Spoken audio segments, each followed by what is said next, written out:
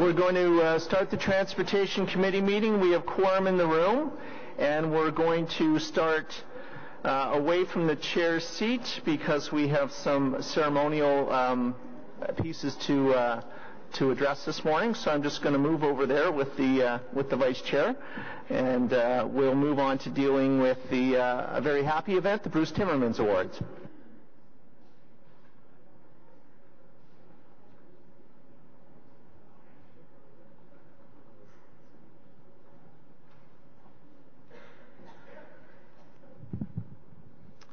Good morning, everyone. Bienvenue à tous. May is Bike to Work Month, a time of year when the city promotes cycling as a fun and healthy part of the daily commute to and from work. It is an appropriate time to also honor others who help us achieve the goals that we set out in our 2013 Transportation Master Plan of increasing the cycling modal share from 3% to 5% of morning peak period trips, and to have cycling account for 8% of all trips in the downtown. Every year we recognize the efforts of others for their outstanding contributions in Ottawa's cycling community through the Bruce Timmermans Awards. Bruce Timmermans was a longtime cycling educator and advocate, an active member of the Ottawa Bicycle Club, and a founding member of Citizens for Safe Cycling. We honor his legacy through the awards we are presenting here today. In fact, the awards that we are presenting this morning were created by Jason Commandant, and I'm going to ask to stand up. And Jason is the owner of Retro Rides on Spark Street. And he's done a very cool thing, and he's created the award this year from bike parts that once belonged to Bruce. So I think that's really neat, and thank you for doing that. This morning we are presenting one individual and one organizational award. I'll invite the recipients to come forward shortly to receive their awards. The individual award goes to Mr. Bryan Smith. Bryan has been cycling in the National Capital Region for many years, and since the summer of 2012, he has been writing a cycling blog, OttawaVeloUtaway.com. While documenting his rides across town and into the smaller villages surrounding Ottawa and Gatineau, he realized our city had many unknown shortcuts and routes that would benefit cyclists who are less familiar with safe cycling routes in the city. He came up with the idea to give travel advice through his blog posts. He asks residents for a destination they would like to bike to, then offers to scout out a safe route on their behalf, which he describes on his blog with turn-by-turn directions and photographs of key landmarks. In addition to offering a useful advice and service to other cyclists, his blog features architectural and historical areas of interest and guides residents on bike tours along historic sites, thereby promoting the region's rich cultural heritage. Bryan's tours might introduce cyclists to historical figures such as architect James Strutt or business person Thomas Ahern. Cyclists have been able to discover the Nepean Bell and even Ottawa's collection of free roadside libraries. Beside his blog, now in its 6th year, Bryan also designed a trailer for the Ottawa Tool Library, allowing the organization to attend events to promote the Tool Library. The Tool Library allows people to borrow hand tools, power tools, garden tools, and kitchen tools. This booth on wheels is a welcome addition to the outreach for the Tool Library and shows Bryan's dedication to voluntary activities in the community. Bryan encourages cycling in a very innovative way by nudging people to consider a bicycle to move around, as well as by tickling people's interest in our culture and history and offering up enjoyable ideas of exploring it on a bicycle. And I'm not sure if Bryan has arrived. Bryan has not arrived, so we're going to ask his ward councillor, Catherine McKenney, to accept, also the vice chair happens to be here, to come forward, which she has, to accept the presentation. And I'm actually supposed to give it to you, so I'm going to give it to you. Thank you. And this is the new award, so everybody can see it. Great job. Looks wonderful. So that people can see it. It's almost rideable. Almost.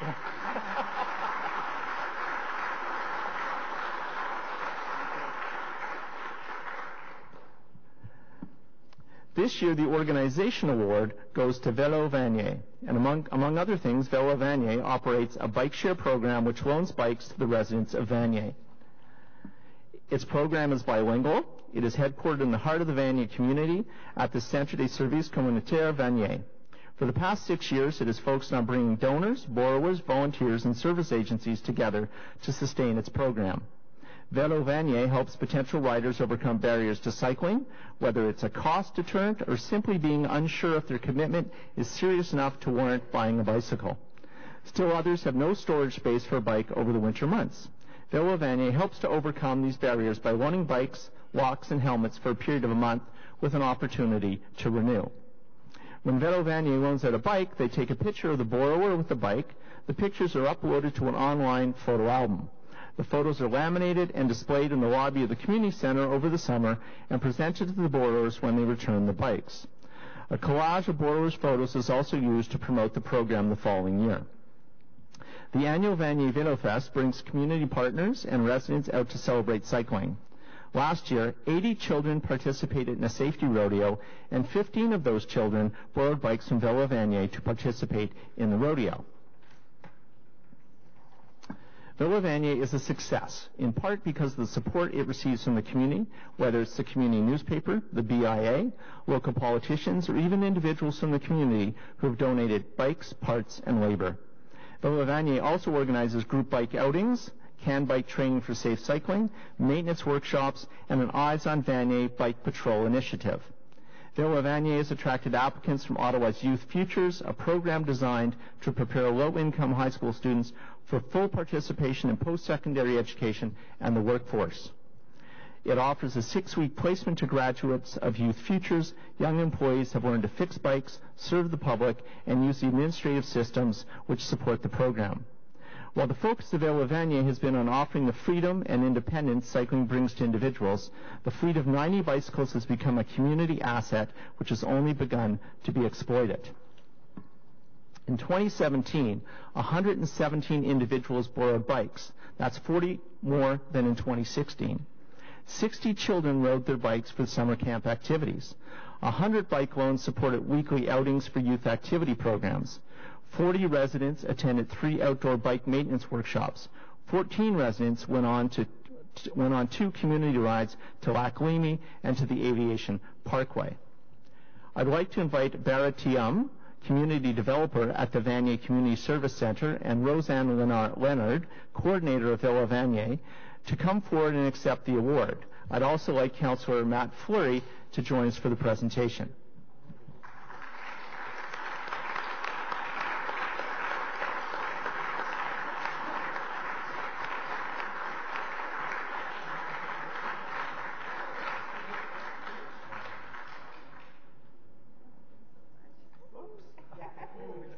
We'll have to fix that for next year. That's on purpose.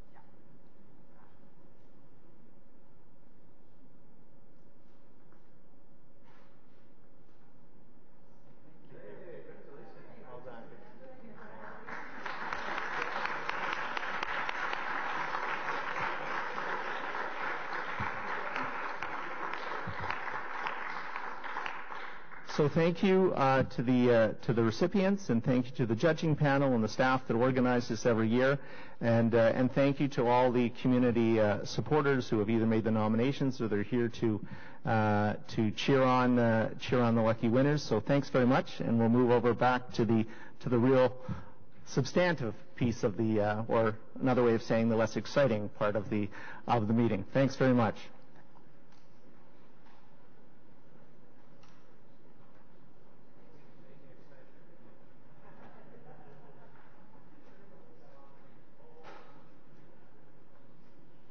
Councillor Chernyshenko just volunteered to make this an exciting meeting, so we'll wait to see what that means.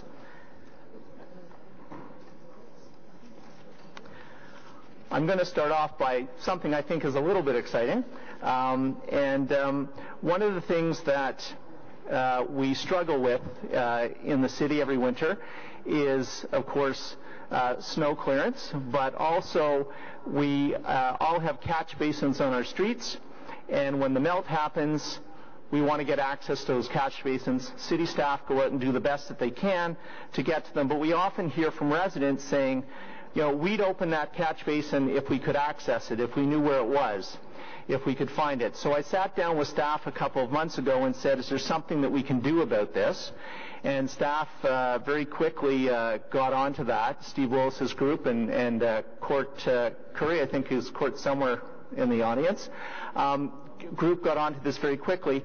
And so we're happy to announce this morning that we've created an opportunity on our website. It's called the Catch Basin Locator Map. So all you need to do is punch in your address, a map will come up and will show you where the catch basins are in your area.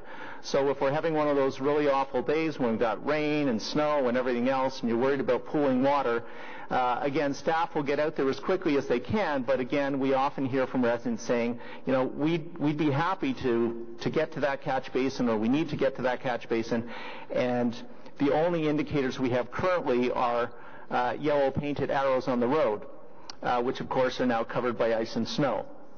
So that doesn't help all that much at the time of year when we need it most. So this locator map is up and running, and hopefully we won't be having to use it for several months from now. But when winter hits again, this will be a useful tool, I think, for the city and the residents. And an email will be going out to all council members a little bit later today with all the links so they can share that with their residents and keep it ready for next winter.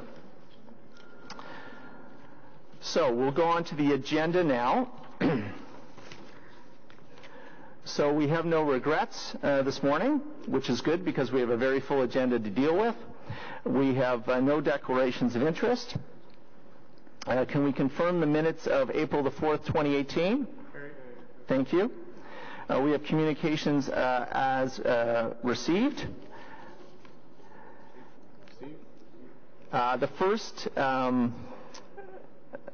first item on the agenda is the Parking Services 2017 Annual Report, and it's the Transportation Committee recommend that Council receive the Parking Services 2017 Annual Report. We have one public delegation on that, so we will hold that item. Number 2 is we have the Leitrim Road Alignment and Widening, River Road to Bank Street Environmental Assessment Study recommendations. And it's that the Transportation Committee recommend that Council approve the functional design for the Leitrim Road Realignment and Widening Environmental Assessment Study as described in this report, and supporting documents 1 through 6.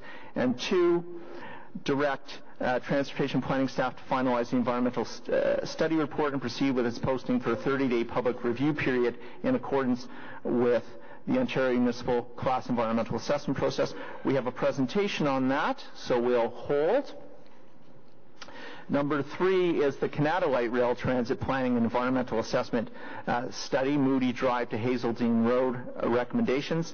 And we also have a staff presentation for that one, as well as some public delegations, so we'll hold that as well. That's followed by the Montreal-Blair Road Transit Priority Corridor, St. Laurent Boulevard to Blair Station, Environmental Assessment Study Statement of Work. We do have a motion for this one, so what I would suggest is there are no speakers listed. We do not have a presentation, though staff are here to answer questions if need be. So we do have a question. Is it very short? Very short. Okay. Is anybody else going to have questions for staff on this? Okay, we'll allow the question now then. Councillor?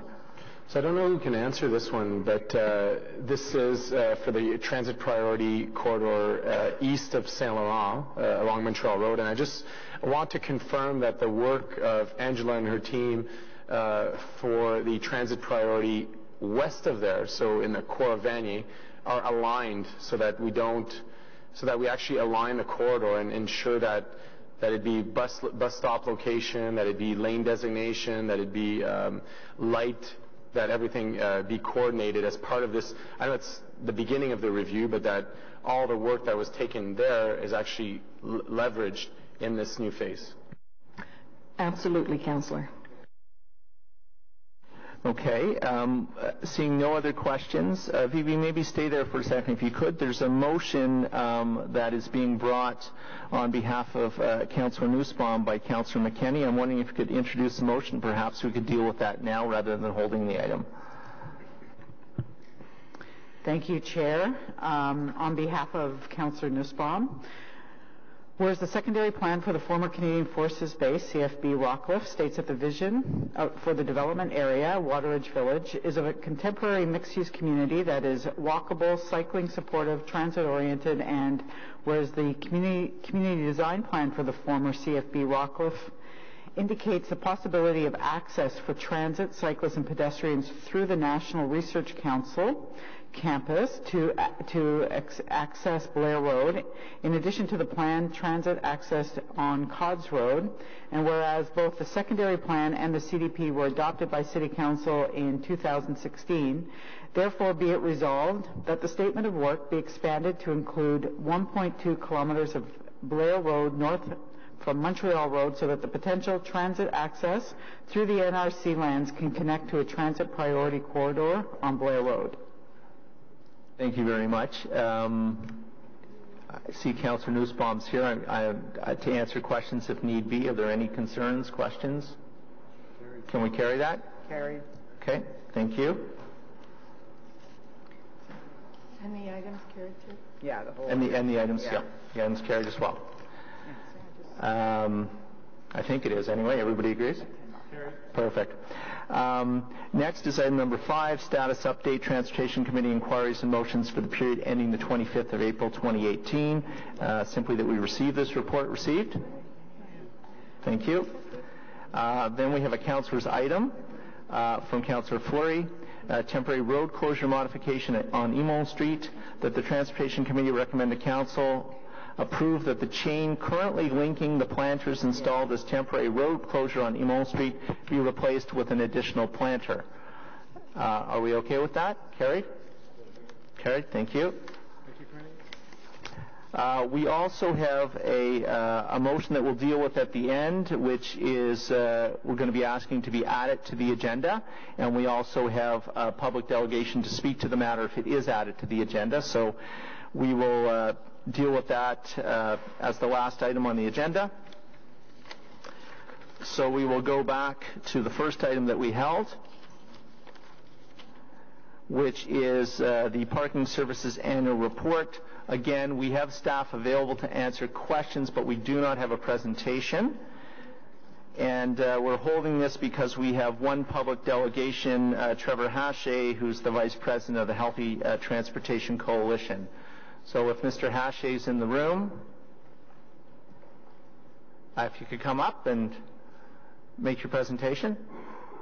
You're not going to introduce the report? Again, the report's been circulated and there isn't a presentation, but staff are available to answer questions.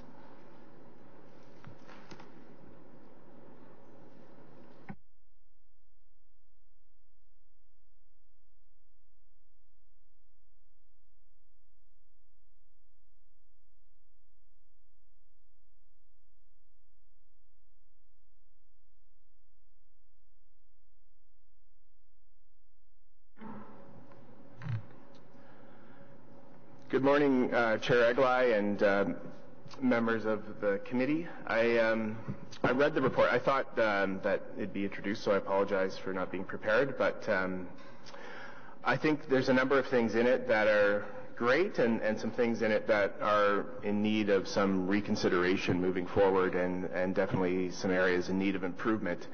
I know that or at least I'm told, and it'd be great to have some clarity on when it is the reconsideration is going to be occurring related to giving business improvement areas in Ottawa essentially a veto over parking rates and the potential raising of parking rates. So it's my understanding in areas of Westboro and Hintonburg, right now, BIAs are essentially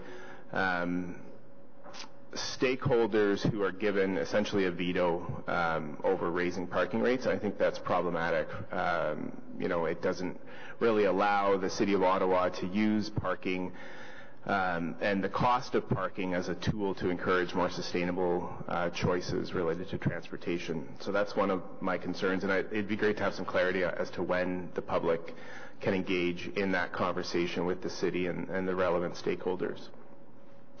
One other thing I note in the report is that the hourly short-term on-street parking rates in Ottawa have not increased since the year 2008.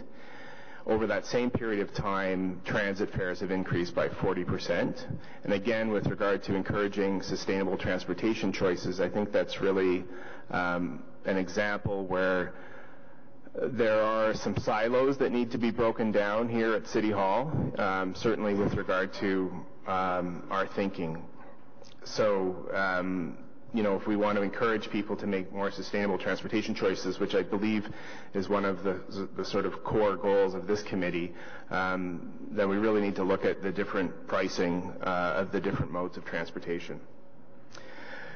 I also know that the parking revenue helps fund things like new parking lots. So in the Glebe, there was a parking lot that was built, I can't remember if it was in this term of council or the previous term of council, but my recollection was that it was worth tens of millions of dollars. And there are people within the affordable housing sector that see that as a real example of a missed opportunity. There has not been affordable housing built in the Glebe in quite some time, and in other cities, they're co-locating affordable housing in city facilities such as parking lots. So I think going forward, the report doesn't mention any strategy around that, and it would be useful if some people that are responsible for talking about, where are the next parking lots going to go that the city owns, we're thinking more strategically about those opportunities and taking advantage of them. And then I just wanted to voice support for a motion that was approved and originally moved by Chair Eglai related to Budget 2009 that's relevant to this report, which is using some of the revenue to locate ring and post bike racks at bus stops across the city. So it was quite a modest $30,000 pilot project, which is great. I think it would be wonderful if in Budget 2019 that was increased by 5 times so that $150,000 was spent. And I understand that parking revenue has to balance out with expenditures, and so I think that's one of the ways that Ottawa could increase parking rates in some cases and encourage that more sustainable choice related to people biking to a bus stop and then getting on the bus. There's many, many bus stops across the city that have no safe bike parking or no bike parking at all, so I think it'd be great if that program were expanded.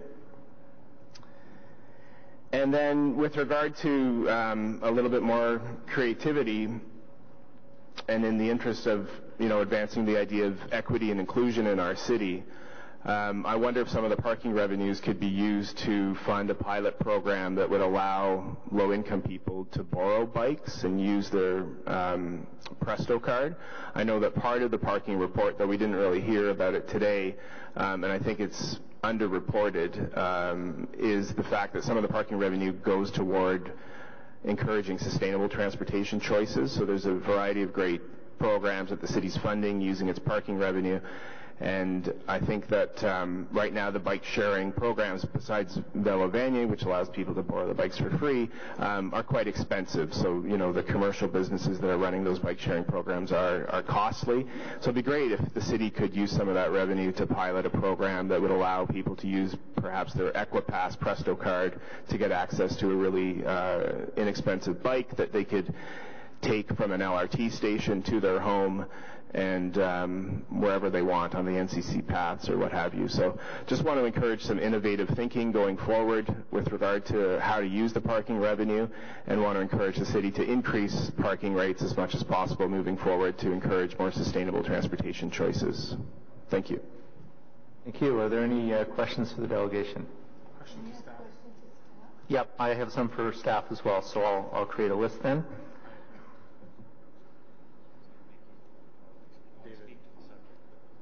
Okay. So thank you. So I'll jump in here just to follow up a little bit on some of the issues raised, and I think Kevin, you're probably in the best position to answer some of these questions, or Scott, or both. Can you respond to the issue raised about when we will be doing a review of the parking policy, which allows veto not only to BIAs, but if I recall also to community associations and what have you. So can you talk a little bit about when we might be looking at that process? Yes, Chair. We'll be, excuse me, we'll be tackling that in early 2019, so there will be fulsome public consultation at that time. Okay, thank you for that clarification. The suggestion that some cities are somehow incorporating parking garages and affordable housing, again, I'm not sure who can answer this question, but and possibly it's legal. The suggestion seemed to be that we'd be using some of the parking revenue generated to somehow pay for a portion of affordable housing. Is that something that we're even allowed to consider, or?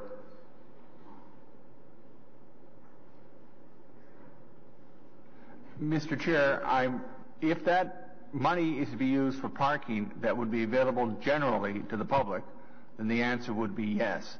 If it's for another purpose, it would require further analysis, Mr. Chair. So you're saying if it was a public parking lot attached to a low rental or a geared to income rental facility, that may be something the city could look at. Or am I putting words in your mouth? Mr. Chair, I'm saying as a legal matter, if the money is used to provide parking that is available to the public, then yes, parking revenue could be used towards that. If it's for another purpose, we'd have to look at it further, Mr. Chair. I'm still not sure you're getting the question, though.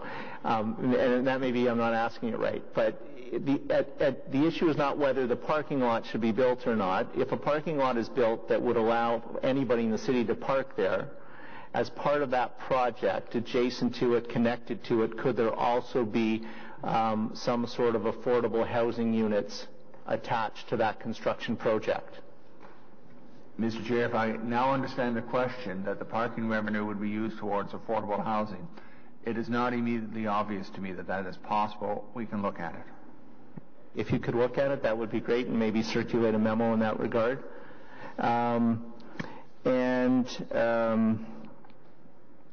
And then a similar question, another suggestion made was, could parking revenue be used to somehow subsidize a bike share or the rental of bikes at a lower rate than is currently there? We are going to be talking about bike sharing a fair bit at the end of this meeting, assuming that committee allows Councillor McKenney's item to be added. But is that sort of an area where you can mix and mingle? So, Mr. Chair, I heard, if I may, I heard in the delegation's comments that, and I heard one other thing that I'd like to comment on. I thought the delegation also spoke about enhancing bicycle parking, and that is likely something that could be looked at as part of the bicycle revenue. With respect to providing bicycles themselves, again, that is a matter that I can't say as I sit here is legally possible. We can look at it. Maybe you could wrap that into the same memo. Kevin wants to jump in here. Yeah, Chair, sorry. The bike parking strategy will be definitely part of the parking strategy refresh. So we'll be looking at a wholesome program, an integrated program for bike parking. Okay, thank you for that. Councillor Flory. I just want to build on this. Do we know the jurisdiction for which some of the elements relating to housing were included, just so that the review can be accurate and fulsome? So maybe you could take it offline. I'm sure Trevor would be happy to share that with staff. I think it's important to have an accurate review as to which jurisdiction, if it is on Ontario, which measures they've used. I want to speak to two of the elements. One, which is the reserve funds that we have. So I believe in the report it speaks to around $22 million in that reserve fund. Maybe we can hear from staff as to if those funds are allocated currently, and if not, how do we plan to build some funding strategy relating to that? Chair, the councillor is correct that we do have approximately a balance of $22 million in the parking reserve fund. On a year-to-year basis, a portion of that is allocated towards life cycle and other capital requirements as part of the program. The spending is largely predicated on opportunity and technologies that come up. We are, as a point of reference, and the delegation made this reference, the last large expenditure was for the Blue Garage, which was in the neighborhood of $10 million. So we need to have available funds in order to accommodate opportunities as they arise. Beyond parking facilities, though, we're looking at things such as a smart city technology and different investments that will allow us to develop the program and achieve our mandate. Okay, and the strategy itself, are we able to spend funds? I know that some of my colleagues relating to park and rides are very busy. Some are overpopulated. So I want to know, are we able to use some of those reserve funds to increase some of those park and rides opportunity? Chair, we actually over the last couple of years, there has been funding provided to OC Transport for the maintenance of the park and rides. And in terms of the additional construction, I will have to defer. Mr. Chair, I think a lot of these questions have a common theme. You're asking whether or not parking revenues can be directed to other city initiatives, everything from additional park and rides, which link to the Transit Reserve Fund, and into other areas, development and housing and so forth. And I would remind members of the committee that I believe the Treasurer issued a memo with Mr. Wiley just before budget on some of these matters. I think the Chair has an excellent idea that you need to have a wholesome review back with Ms. Similak as to what the reserve fund can and cannot be used for. I was around when that reserve fund got established. It was very prescriptive. And then back to what Mr. Wiley talks about in terms of the refresh. So I think Mr. Mark is correct that you should probably direct staff to take this away from a financial perspective as to what exactly the reserve fund can and cannot be used for currently. And then you can have a wholesome discussion, I believe, next term of council as to where you want to change that policy, if in fact you want to. My recollection of it, it's been a few years since I've been to it, been involved with it, is that it was very prescriptive. That doesn't mean that committee and council can't change the reserve, the parking reserve. And again, I just want Mr. Mark to comment on that from a governance perspective. I believe you need a council direction on that, and I don't know exactly the mechanics of that. Mr. Mark, maybe you want to confirm in terms of the comments I just made. Mr. Chair, I certainly concur in the approach that the General Manager has identified, that there is a need for a fulsome review if committee and council are inclined to go down this path. So I'm sorry, I didn't hear the. Could you? So what he said was he concurs with Mr. Manconi as to the approach. I guess just the procedural part, though, Tim, if you can help us. Do we give you a direction here at committee, or do we wait and give you a direction at council, or both? Direction here would be fine, Mr. Chair. Okay. So if the clerk can do a direction along the lines of what Mr. Manconi has suggested, and then Mr. Mark can work with that through the governance process. Thank you. Councillor Ford, do you have further questions? My last comment, Mr. Chair. Parking is important. The entire transportation network is important. But those missing links of how do we support transit, how do we support alternative options, how do we ensure that we get development out of the surface lots downtown? I mean, that's core to some of the taxation discussions that we had recently. I don't know that it's a perfect model, but it appears that the other big city in Ontario, Toronto, which has gone forward with a parking authority, has actually unlocked some interesting component of the Municipal Act. So sure, we can't tax, but if we have a non-for-profit authority that captures and manages the program, there's some opportunity, or what appears to be some opportunity, to fund these and to bring in some of those initiatives. So I'm not asking for a staff comment, but I hope that as part of the review, I believe it's in 2019, that all those metrics and measures will look at it, because I'm actually not blaming Scott and his team. I think they're doing what they can within the authority we're giving them, but all of council kind of sees opportunities elsewhere, and it'd be nice to strategize and to bring forward a holistic review so that we can unlock that potential. Yeah, Chair, governance will be part of the strategy refresh. Thank you. Very much. Councillor Deans. Yeah, I think pretty much what I wanted to suggest is covered. But so just to understand then, the first thing based on the direction from this committee is that at the start of the next term, governance will entertain the idea of broadening beyond covering all the operating and capital costs associated with parking, broadening what we might be able to use those revenues for. And then that will be followed by a refresh where staff will put suggestions before the committee. Will you go through public consultation? Yes, Chair, we will. Okay, and then that will come back. Because I thought the delegation offered some great innovative ideas that all should be considered during that refresh. And I really like that idea of having bikes to borrow at transit stations affordable for everyone that might want to use them. And I don't know if that's something that you could look at making a partnership with a bike share company that's already doing that, or if OC Transpo could take that on related to their own business. But I think it's a really good idea and one that we should pursue. So if you could just pursue that as part of the refresh of the plan, that'd be great. Thank you. Thank you, Councillor Deans. One of the nice things is I know there's representatives from the various bike share companies also in the audience, so that's maybe something that they want to think about or have some ideas about as well. Councillor Chernyshenko.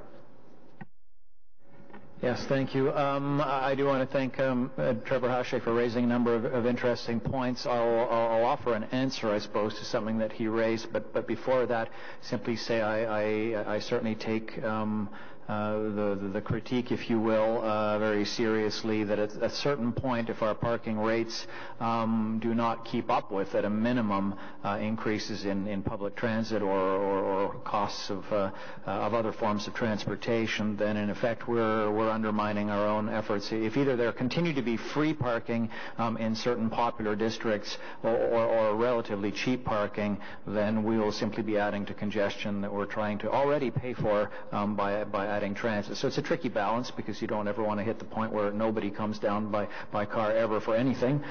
We know that plenty of merchants rely on sales of bulky items and other things and family visits, but that we should slip far below that, I think, is essential. We not allow that to happen, and investigate dynamic parking prices to help address congestion problems. Similarly, this has already been picked up by several of my colleagues, the idea of the availability of bike share or some sort of affordable bikes, readily accessible ones, as part of a comprehensive network.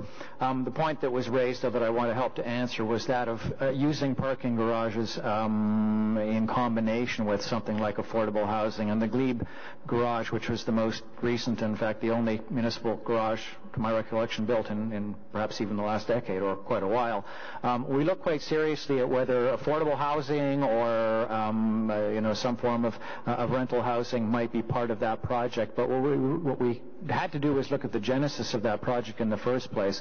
It came out of the fact and the fear that all of the new visits to the district, because of the redevelopment of Lansdowne, was going to make impossible what was already a very tight parking supply. So in fact, the goal of the project was to increase parking supply, not for Lansdowne, but for all of the other businesses that needed it to survive. And that's why its location further north was part of that. And its initial rules and pricing were such that it was actually saying to the Lansdowne event goer, don't come here and park because you can't stay as long as a game lasts anyway, because actually this garage wasn't built for you.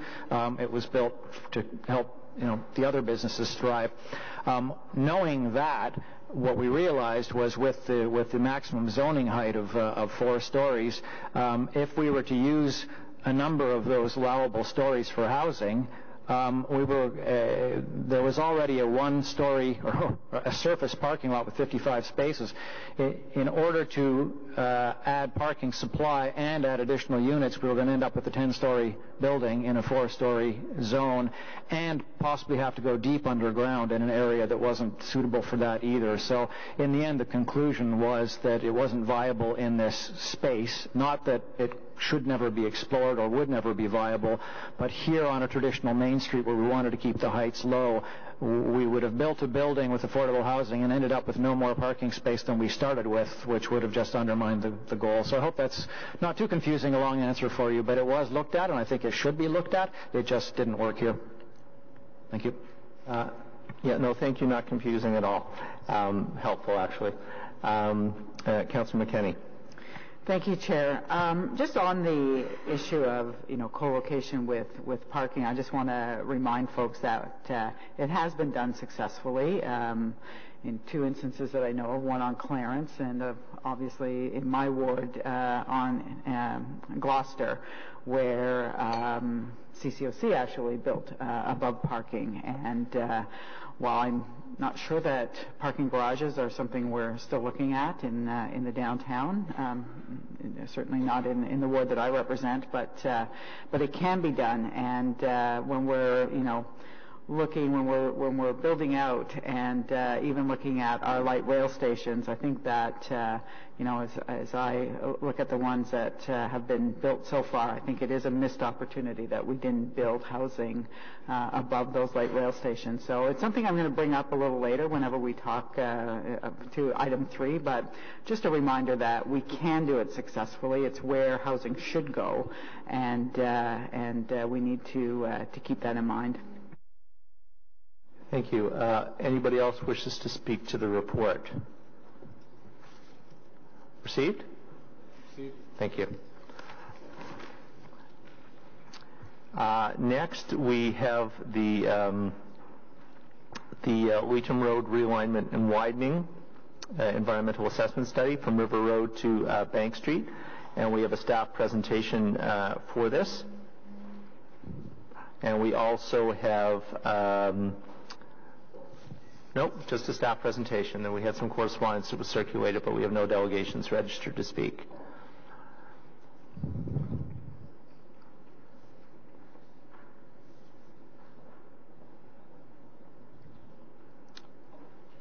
So, Vivi, who will be leading the presentation then? Thank you. Thank you, Chair. Next to me is Katarina Spetkovic, who is the city project manager on this file, and beside her is Ron Clark with Parsons. So Ms. Spetkovic will be giving the presentation. Good morning. Thank you, Vivi. This presentation summarizes the recommendations of the environmental assessment study for Leitrim Road Realignment and Widening between River Road and Bank Street. Today, Leitrim Road is a 2-lane east-west arterial road south of the airport that connects to several north-south arterial roads, including River Road, Limebank and Albion Roads, and Bank Street. Leitrim Road also crosses the future Trillium Line Lrt Corridor. A portion of the existing Leitrim Road needs to be closed and realigned in 20 to 25 years due to the Ottawa International Airport Authority's plan to add a new southern runway. The future runway would be located on top of the existing Leitrim Road, as shown in pink on the map. The city's transportation master plan also identifies the need to widen certain sections of Leitrim Road to support planned growth in adjacent communities. Although the timing for both the realignment and widening is beyond 2031, there is a need to complete the planning and functional design now to establish the future right-of-way requirements, protect the road corridor from encroaching development, and inform the planning and development of adjacent lands. This is also an opportunity to reimagine Leitrim Road, design it as a complete street that serves all modes of transportation and integrate it with the Leitrim LRT station. The EA study's recommended plan is to realign Leitrim Road as a 4-lane undivided arterial serving adjacent communities. It will include new roundabouts and signalized intersections with protected intersection design. The recommended alignment is shown in black on this map.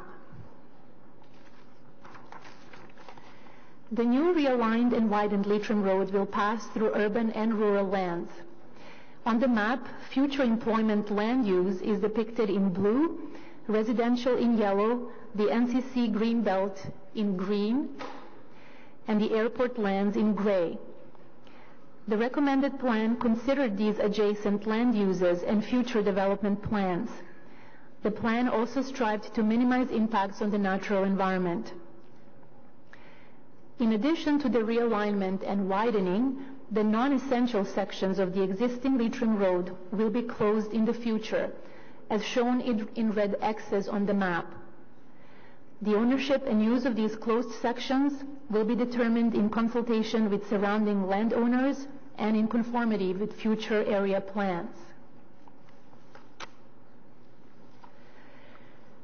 The majority of Leitrim Road will be widened to 4 lanes, except for the existing section of Leitrim between River Road and Limebank, shown in solid red. This section does not need to be widened, so the road will remain as 2 lanes.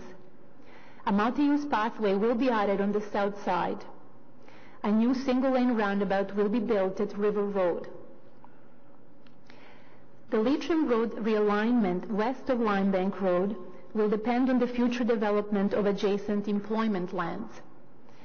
The recommended plan will protect for 4 lanes in case they are required in the future. The next few slides will show the specific design features of the recommended plan. This is an example of the recommended urban cross-section for the realigned and widened Leitrim Road. This complete street design will be applied to most of the recommended corridor in Riverside South and Leitrim communities, as shown in solid red in the top map, with residential and/or employment lands on both sides of the roadway. Key elements are new 4 lanes, undivided with curbs on both sides, and a new sidewalk and segregated and raised cycle track on both sides. Next is an example of a road segment with both urban and rural cross-sections. The segment is shown in solid red. On the north side, along the airport business park, there will be a curb and a multi-use pathway. On the south side, along the greenbelt, there will be a drainage ditch and a multi-use pathway. Next is an example of a rural cross-section along both sides of the road adjacent to the greenbelt as well as industrial lands. Key elements include a drainage ditch and a multi-use pathway on both sides of the road. The recommended plan also includes a grade-separated Leitrim Road over the Trillium line. The cross-section of the overpass is shown here. A multi-use pathway will be provided on both sides and will be separated by a physical barrier from general traffic. And finally, you have seen this cross-section earlier for a segment that requires a combination of a rural and urban cross-section. This particular cross-section will apply to the segment shown in red. On the north side, along the greenbelt, there will be a paved shoulder and a drainage ditch. And then on the south side, along the residential development, there will be a curb and a multi-use pathway.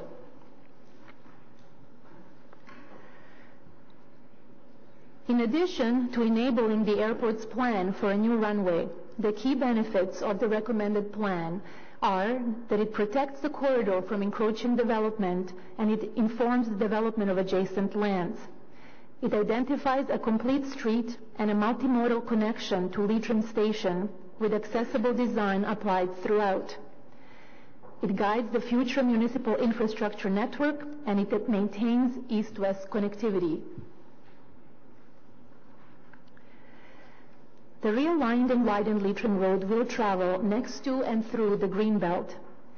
Natural landscapes include the Greenbelt forest edge and the Greenbelt agricultural lands.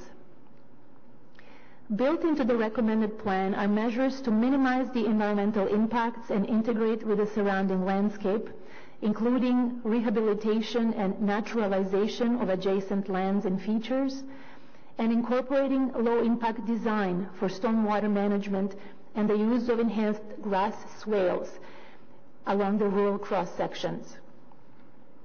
The use of Greenbelt lands will be compensated using the no net loss and net environmental gain principle, which will be determined at the detailed design stage.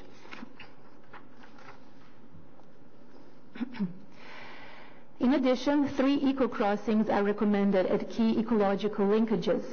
These ecological crossings will enable the flow of water and passage of small animals under the road and pathways. Directional fencing will be provided where appropriate.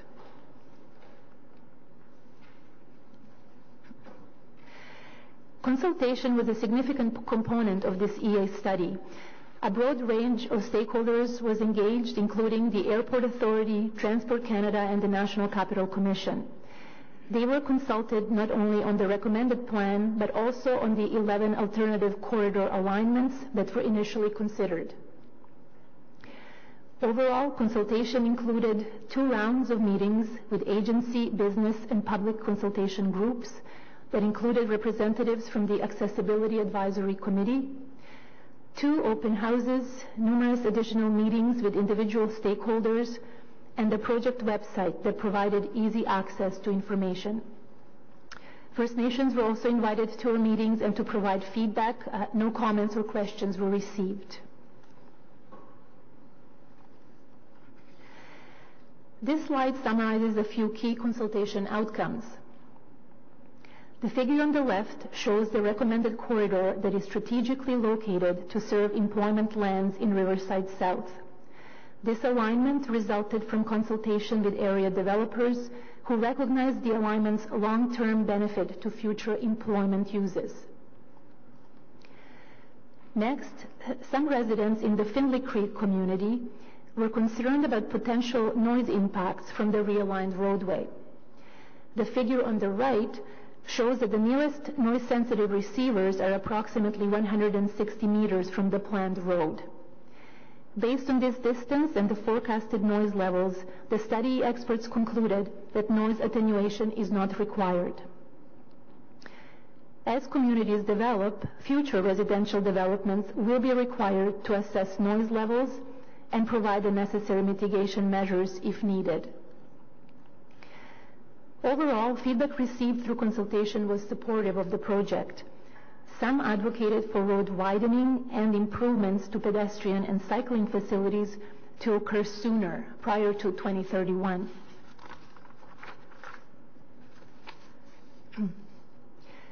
The preliminary cost estimate for design, construction, property, and contingencies is $86 million in 2018 dollars. As this project is not planned until sometime after 2031, the source of funding has not yet been identified. The realignment is not needed until the airport implements its new runway, potentially 20 to 25 years from now. In the future, the city may wish to seek cost-sharing arrangements with the airport authority because the road realignment is required due to their planned runway. Segments of the new complete street could be built sooner in conjunction with the adjacent development. Until then, the city will maintain its existing Leitrim Road. The city will also utilize opportunities from near future projects to add capacity to key intersections and enhance pedestrian and cycling facilities. The next steps are to finalize the environmental study report in May of this year, release the report for a 30-day public review in June, and complete the study in July of this year. Once approved, the recommended plan will inform current and future community design plans and related land use and transportation infrastructure decisions. The recommended plan will also help facilitate negotiations for land transfers and leases with Transport Canada, the Airport Authority, and the National Capital Commission. Mr. Chair, that concludes my presentation. Thank you very much. Are there any questions for the delegation? Not for the delegation, but for staff. Okay, Councillor Kakis, Councillor Deans. Thank you, Chair, and thank you very much for the presentation and all the work that you've done with our stakeholders in the area as well. One of the things, and you touched on it in the presentation, is more for communications, I guess, when we talk about this, because in some cases, when people see we're doing an EA, they think we're ready to go for it soon. So I think we need to be extra clear in communicating that this is being done or triggered as a result of development and protecting the corridor for the airport, because a lot of people, when they hear of an EA, they're thinking we're going to widen in the next couple of years, and obviously that's not the case, at least not at this point. There may be some other opportunities in the future, perhaps once we discuss the TMP and open that and down the road. The other thing I wanted to ask you about as well is, and I know we've had these discussions in our meetings as well, but there's a lot going on in this area tomorrow. The casino's going to Hard Rock, LRT, the intersection modifications at Leitrim and Albion. And I just want to make sure that between you guys and the other people that are working on other files, everybody's on the same page and everyone's sort of looking at the bigger picture in terms of what's happening with LRT, the intersection modifications at Bank of Leitrim, at Leitrim and Albion, and all the work that's happening there in terms of infrastructure. Yes, Chair. It's all we're working all together as a team on every aspect of this project and the developments in the area. Okay. And I see that we don't have any public delegation, so I assume you've done a good job of keeping everyone happy, although I see Pierre Dufresne here as well in the audience. Have all the issues been resolved in terms of, I know Honey Gables, for example, had some concerns about the stretch from River to Lime Bank and keeping that to 2 lanes instead of 4. I think you've addressed that here. In terms of the landowners in Leitrim, whether it's in the industrial park or in the development area, have all those issues been resolved to the majority's satisfaction? Yes, Chair. We've met with everybody who's raised issues with us or submitted emails or letters, and we are confident that all the issues have been resolved or that there are steps to continue working together. Okay. And realistically, with everything that's happening in terms of development in that area, when is our next opportunity to talk about potentially moving streets or roads like Albion, Leitrim, Bank, etc., moving them forward? Is it strictly going to be in the next round of TMPs? Is it going to be when we open the DC bylaw? When is the opportunity or timing for us to potentially advance the timelines that we see before us today? Chair, some of these issues are being dealt with right now with developers and possibly front-ending agreements, other larger components. So we still are working within the framework of the Transportation Master Plan, the current one, and the affordability model. So you're asking questions if revisiting these issues would all be part of the next update and review. Okay. And so every time we talk about that, I hear different timelines in terms of opening up the DC bylaw and opening up the TMP. What exactly is our time frame on those discussions? I know it's in the next term of council, but when exactly? I think Mr. Manconi might be in a better position to answer the global question about the TMP. Yes, so that question has come up in many forums, and what I tell everybody, the first thing that needs to occur is the LRT needs to launch, and then the entire transportation system will change significantly, and it'll take virtually a year to collect all the data to see how the transportation system has changed in all modes. So that gets us into sometime in late 2019. So the detailed work would start sometime in 2020. The caveat on that is council needs to, when Mr. Kanalakis brings forward the next term of council priorities to council, you will decide what the timing is on that, the scope and scale of that. The only thing staff will do is some background work right now, because the detailed work about what the impact of the LRT is and on all modes can't start until we launch. So I've cautioned everybody that any of the detailed work won't commence until 2020. And so what about the DC bylaw? I hear things about opening up the DC bylaw. Where does that fit in with the TMP discussions that will be happening next term?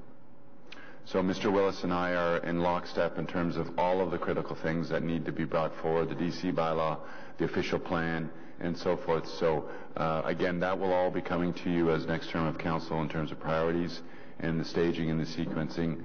And as per Mr. Kanalaka's direction, the only thing we're doing right now is baseline work that feeds into the overall process. Okay.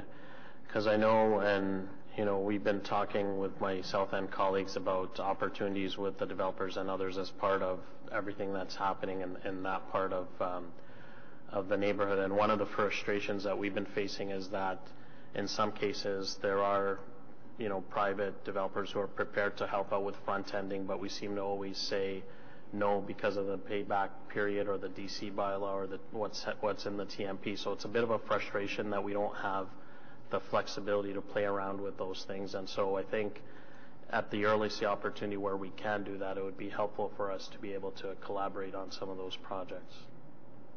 Absolutely, Councillor. I think the other thing that you do need to keep in mind is affordability. And so when you hear staff say not possible, I like to say we don't say no. We do explore every opportunity, including with the development community, as you know, because I've been part of those discussions. We do have to overlay your affordability plan on every suggestion that's brought forward. So again, Ms. Similak and Mr. Kanalakis have that in terms of what we bring forward in terms of the affordability review. You've approved the transit affordability plan, and you know where you stand on that. So all those things get put into the hopper, and there's a lot of complex policy things that will be before you. Okay. Thank you, Mr. Chair, and I want to thank Katharina as well, because she's been doing a great job informing our local stakeholders and community associations as well. So thank you for your work on this file. Ron, of course, you too. Thank you. Thank you. Councillor Deans. Thank you. Well, overall, let me just say I support the new alignment and the widening plans for Leitrim Road, and I'm also very pleased to see that the realigned Leitrim is being made into a complete street. I think that's great, and I want to thank the staff who were very consultative with me through the process, and I appreciated that. So I think it's, generally speaking, a really good project. I just wanted to ask a question I had asked in my office, but I just wanted to ask it in public forum because Councillor Kakish and I both have lots of residents on River Road that are not happy with the increased volumes of traffic on River Road. And as we all know, we spent millions of dollars widening Limebank to be the main north-south arterial to carry heavy volumes. But that small segment of Leitrim between River and Limebank is a very convenient shortcut. It shaves a few seconds off a trip by going upriver instead of staying on Limebank. And I know that piece of road doesn't have any entrance driveways onto it, and I just wonder if it's even necessary to maintain it in the plan, or if we could just eliminate that and thereby encourage traffic not to shortcut through there and use River Road when we really intended the high volumes of traffic to be on Limebank. You might want to put that map up. It might be easier to imagine.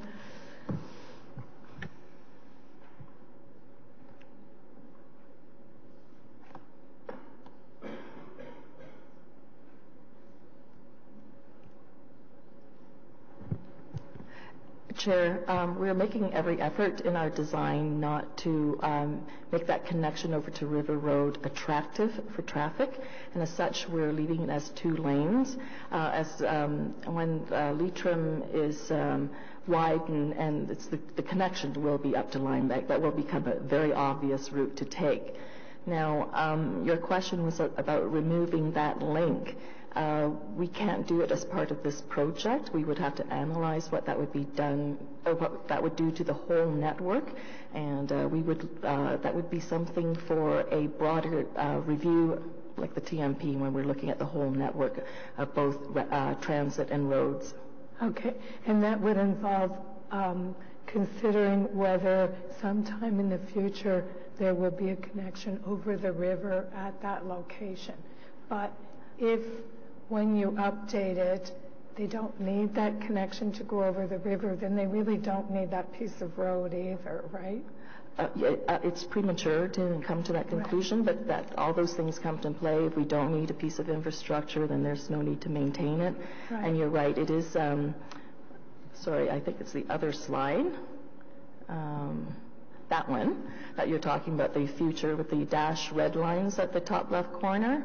That's another project in the transportation master plan. It's way, way off into the future. That's why it's dashed. So that will have an impact on any analysis that we will do on the overall network. Right. Okay? Thank you. Thank you. Councillor Deans. Councillor DeRuz. Thank you, Mr. Chair, and thank you very much, Karina, for a great presentation. I know I attended most of the public consultation. You did a good job, and that's why we don't have public delegation. So you did collaborate very well with the community association. Thank you for you and your team for that.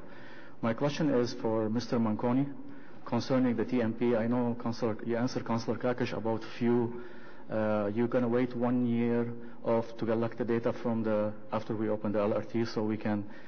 I understand that, but the LRT really, I know the TMP, it's a citywide, and the LRT really, it's going to give you data between east and west. So I don't understand really what the difference is going to make for the south end. Also in the TMP in 2013, where the south end got short-ended and we took the money, we moved money from Earl Armstrong to Prince of Wales. So I think this next council, we need to make sure we open the TMP as soon as possible to review and making sure that the DC charges apply to where they belong. So can you collaborate a little bit more on that? Yes, Mr. Chair, that's a great question because it's come up again in some other meetings I've attended. I can assure you that the opening of the LRT, even though it's directionally east and west, it will impact every direction of the city and in every mode. I had someone suggesting the other night at a public meeting that we don't take into account movements from our Gatineau partners. We do.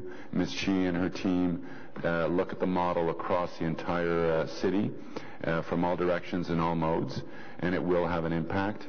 And it could be positive or it could stress some roads and so forth. With respect to your question about funding and shifts and so forth, I understand the comment. I am very sensitive to it, and I think it fits into that hopper about affordability and about setting some priorities. And I know Mr. Kanalakis is discussing with you right now priorities and so forth. And I can assure you that myself and Mr. Willis have relayed that every single councillor that I've met with is talking to me about the TMP and about how we can do more. And I think that's great, but those things cost money. So affordability has to be overlaid on top of that. The priorities that you currently have in motion need to be overlaid on that. Other levels of funding from provincial and federal partners and so forth, the DC bylaw, and the official plan. So there's a lot of inputs into that. And I think some of that work, to your point, can start right away, but they're all interconnected, so it's a very complex matrix. No, I really appreciate it, and I'm not trying to make a comment, but what I'm saying is we need to really consider all these because what happened, our residents need answers. And we keep telling them, oh, we're waiting for this. So I understand there is affordability, and I do get it. But the problem is if we're going to wait 10 years to have a TMP, that's not answers for our residents and to our communities. That's the point I'm trying to make. I agree with you 100%. And every councillor is saying the exact same thing to me. Thank you, Mr. Chair. And just to be clear, I don't think, I thank Mr. Manconi. He brings a cold dose of reality to our proceedings from time to time, but that's appreciated. But I don't think he suggested that we're looking at a 10-year timeline. I know you don't like to be, held to a date on things. We know that for sure. But maybe you can clarify. I don't think you're suggesting a 10-year window before we get to the next TMP. No, I am not. What I am saying is that, council can direct staff to do whatever we need to on the TMP, but I'm managing expectations because I don't want you to go into this thinking we can start doing the detailed work right away on the TMP, because we cannot until we open up the LRT and stabilize the network and get that data. So it's just about managing expectations.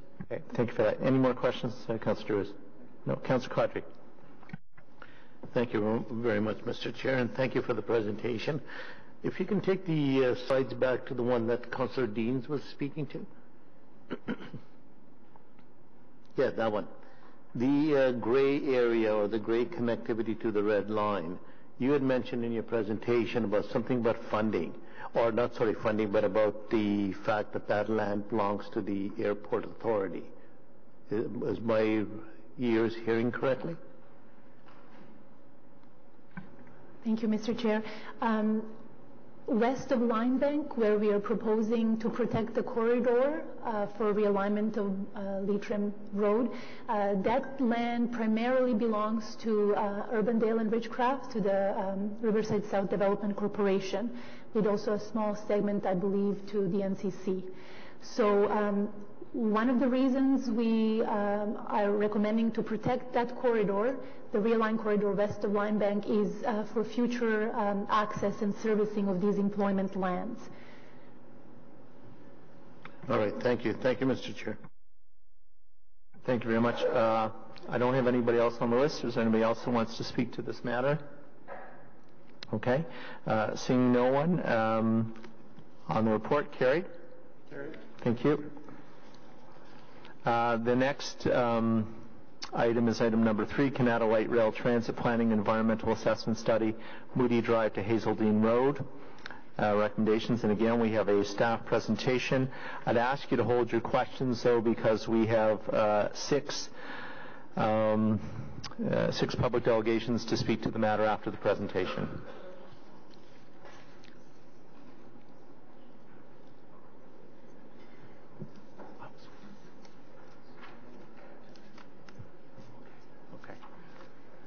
So I've just been corrected. We have 7 public delegations to speak to the matter. Phoebe, I'll turn it over to your team. Thank you, Chair.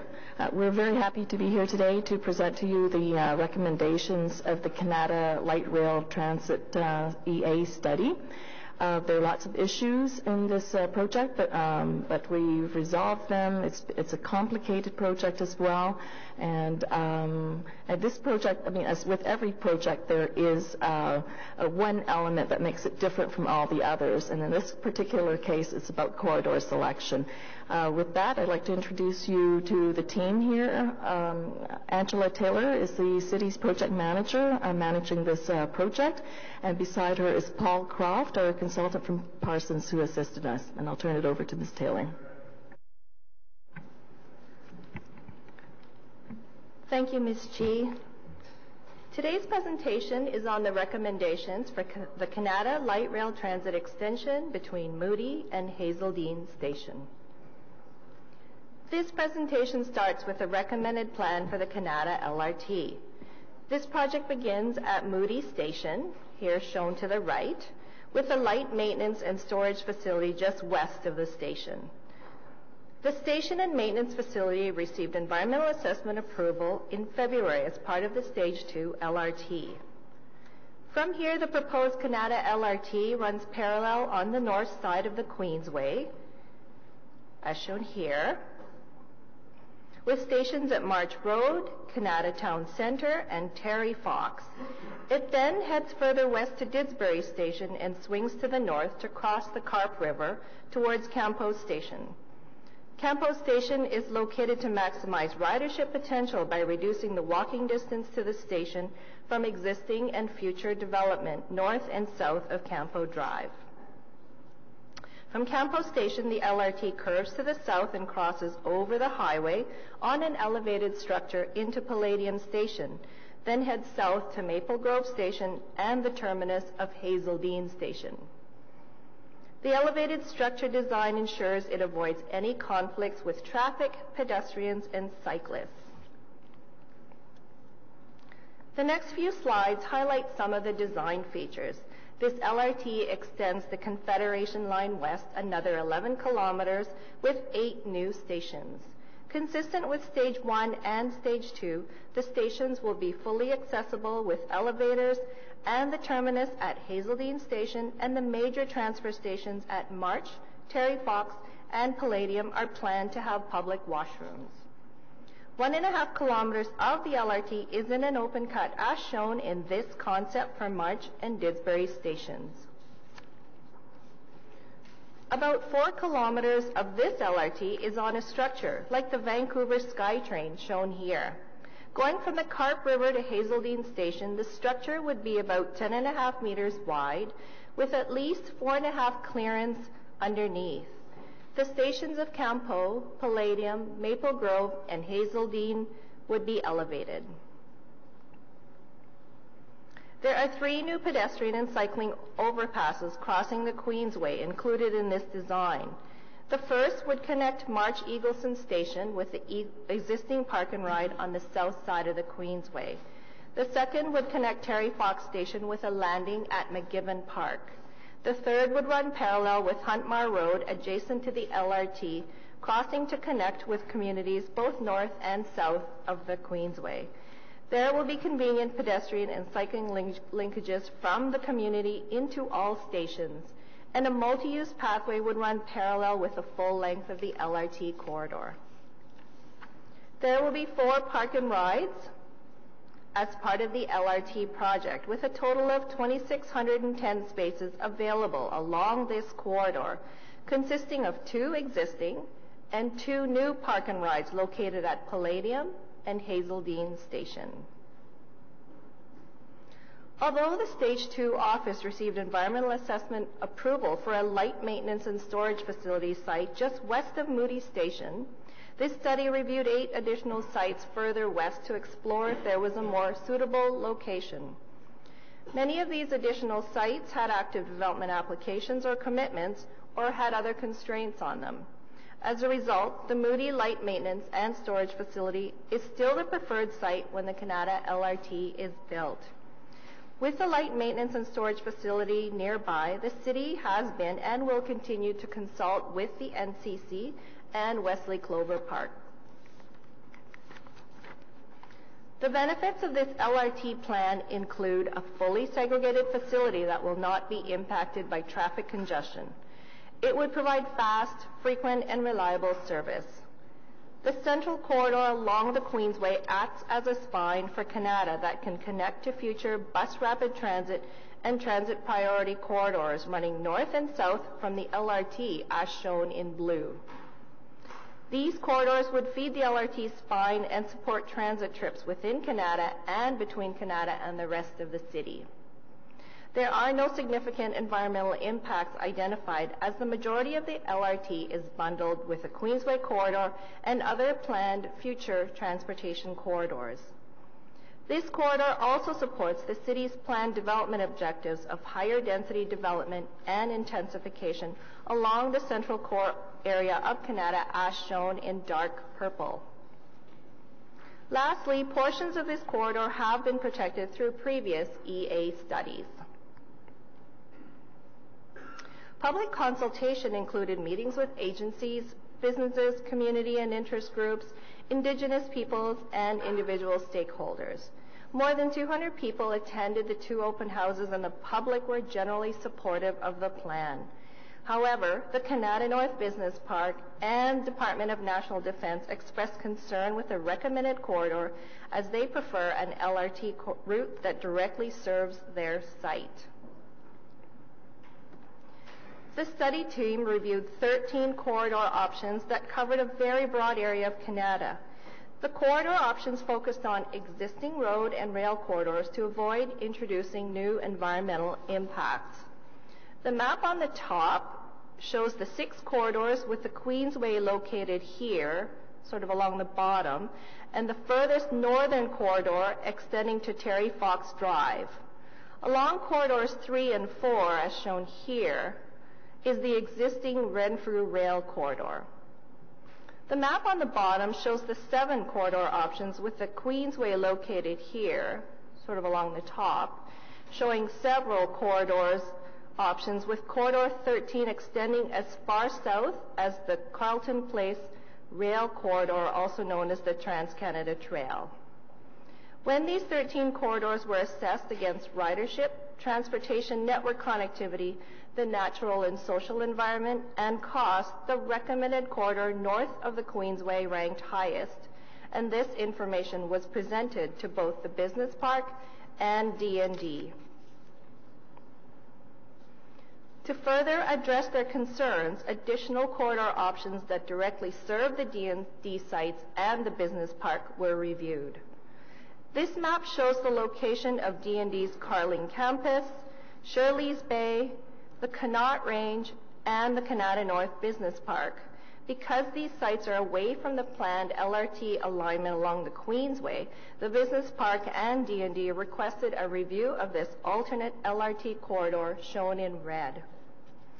This corridor begins at Moody Station, heads north to the D&D employment areas, then turns west along Carling Avenue until it reaches March Road, where it continues further north along March Road and into the business park, ending at the Innovation Park and Ride. Although we conducted the review using D&D's growth projections, which are higher than the city's official plan growth projections for the area, the bus rapid transit corridor along the Queensway, shown in blue, is still needed to serve central, west, and south Kannada.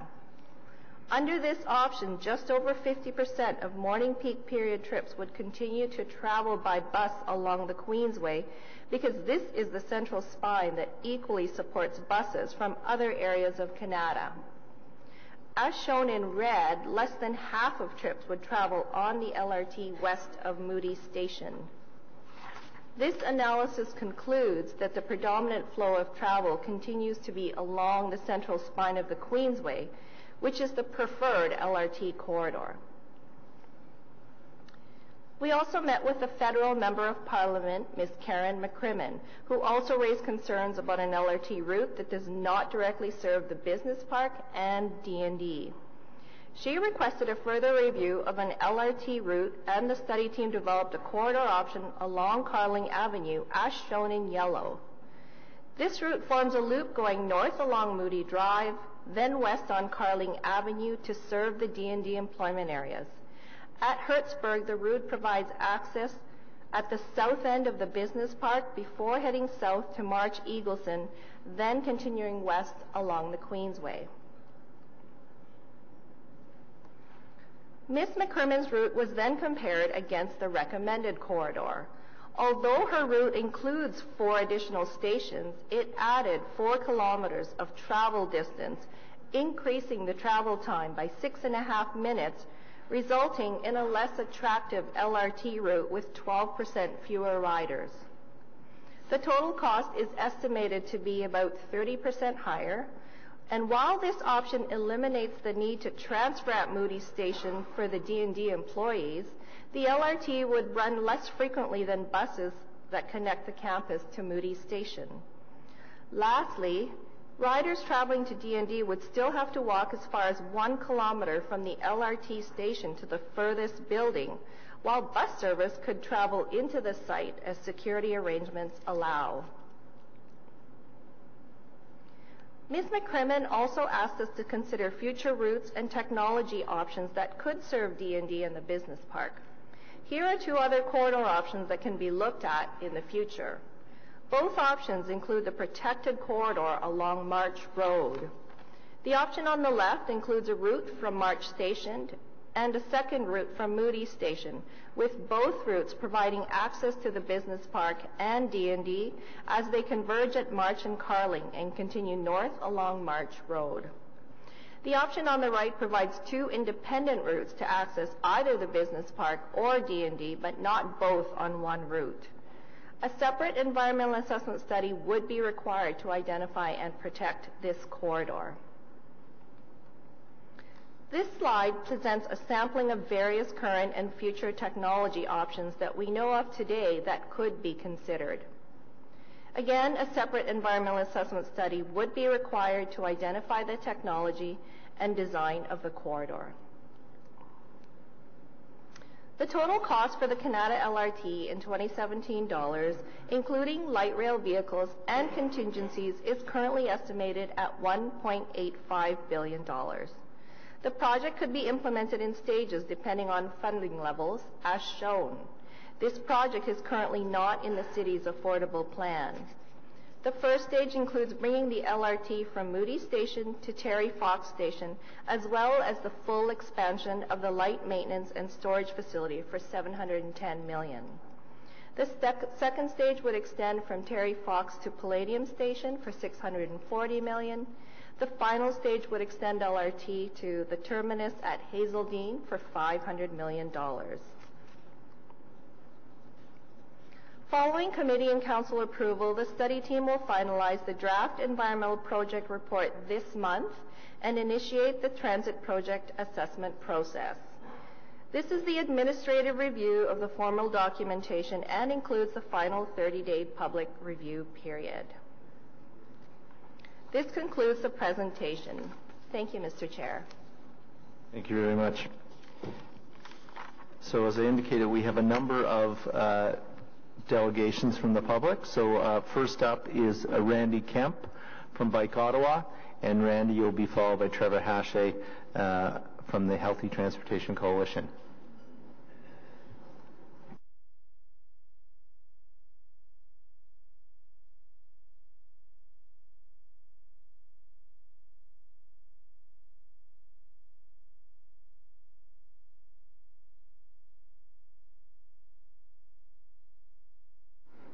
Morning, Mr. Kemp. You have 5 minutes. Good morning, Mr. Chair, members of the committee. Thank you for the opportunity to speak with you today. I need to figure out where's the... Just go up and down. We'll hold the 5 minutes till you figure it out. Don't worry. Okay, I couldn't find the arrows. All right. Down. There we go. By way of introduction, I was involved with the consultation process for Phase 1 as a representative of the Wellington West BIA for the area around Tunney's Pasture. I was also part of Phase 2 as a resident of Westboro. Did some great things in Phase 2 with the build out of Richmond Road, the complete street. And here I am, Phase 3, representing Bike Ottawa in the Kannada BRT, or the light rail project. The reason why I'm here is because I think we all have to recognize that this is a once-in-a-lifetime opportunity to have an impact on our communities with a multi-billion-dollar project. And what that means to me, at least personally, is my children, my oldest who works in Kannada, my grandchildren, my great-grandchildren, are all going to benefit from what we do over the next number of months and years in designing this project. I'm going to focus my comments just to the first 3 stations, primarily because I think that Phase 1, Stage 1, is probably going to get built out sooner than later. Everything west of Terry Fox is for the most part undeveloped, and that can be addressed through the development process. What you'll notice is that the urban area of Kanata is actually bisected by the Queensway and the new Lrt Corridor. That creates some real problems for cyclists in that they have to get across those 2 barriers. The crossing points currently, and I know the project addresses a pedestrian cycling bridge at Terry Fox as well as March Eagleson, but the problem right now is that it's very difficult to get across the Queensway. And to demonstrate that, you can see that this is Terry Fox right at the Queensway looking north. Very hostile for cyclists. There are bike lanes there, but God help you to get through there. This is Kanata Avenue. Again, bike lanes, but not very friendly. And then the Eagleson is absolutely a death trap. So I want to support staff's position that they will install new bridges at Terry Fox and Eagleson. I think they're absolutely necessary. But the really good news is that we have existing infrastructure in Kannada in the pedestrian bridge, and that's the green X that you see up there. And whomever was responsible for building this, they should be celebrated, because this is actually the key to the cycling network for the Kannada community. And to see why, the LRT has a 3-meter MUP built adjacent to it in the same corridor. When you line up the ultimate or the cycling plan ultimate network that the city has proposed, the green lines there represent off-street multi-use pathways that connect to the existing pathways in the residential communities of Kannada. this is a huge opportunity for an incredible network.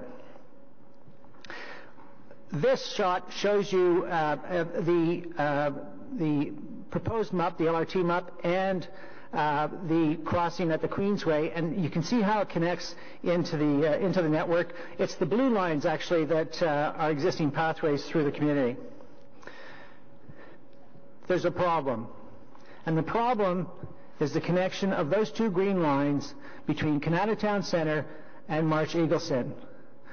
I have asked twice how we are going to connect these two stations, once to the consultant at the open house and once again to city staff after the report was released, and both times they have made reference to redirecting the multi-use pathway up to Compo Drive and around. That's a problem, and it's a problem for a number of reasons. Number one, Compo is a major arterial road. The distance between Kanata Town Centre and March Eagleson increases by about 500 meters. It's uphill in both directions, believe it or not. And finally, it is no longer an off-road facility as soon as you start crossing Compo. The blue line represents the BRT up March Road. The far green line connects you to downtown. So when we start talking about connecting to Business Park and DND, this linkage becomes critical. And finally, the problem that we have here is the March Eagleson Compo intersection. We have a creek, we have 22 lanes of traffic coming into the intersection, and we have the LRT construction. What I would like to encourage us to do today is to recognize that we need to create an efficient, convenient, and safe network as part of this LRT. Thank you. Thank you, Mr. Kemp. Are there any questions to the delegation?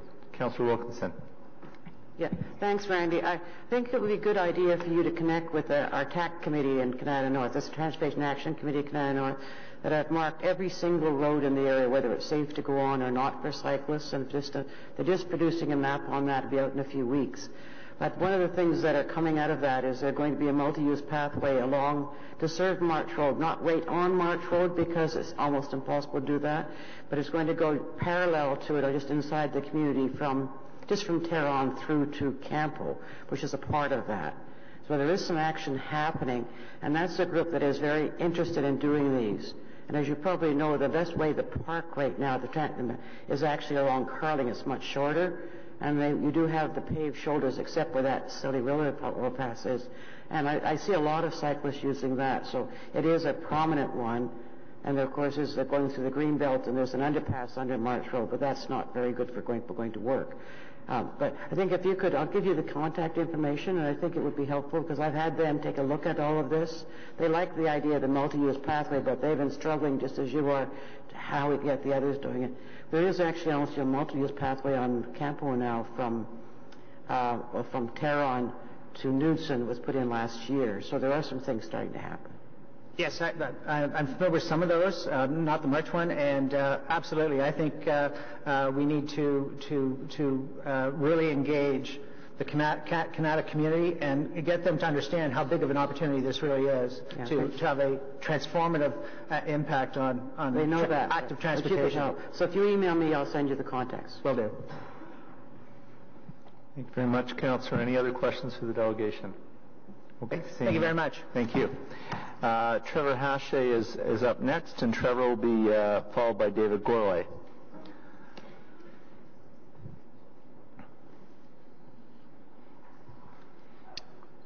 Hello again. You know the rules? Yes, let me just start a timer. So I'm a resident of Canada South, Vice President of the Healthy Transportation Coalition. I'm very supportive of the recommended route, and I strongly urge the committee and City Council to try as much as it's possible to find money to make it a reality sooner rather than later. I don't think we should or can or need to wait until 2031. Residents of Canada need light rail now. And it's great that we have all provincial political parties now on record saying they will fund Phase 2 of LRT. I urge Council to pivot quickly and start asking for a Phase 3 commitment.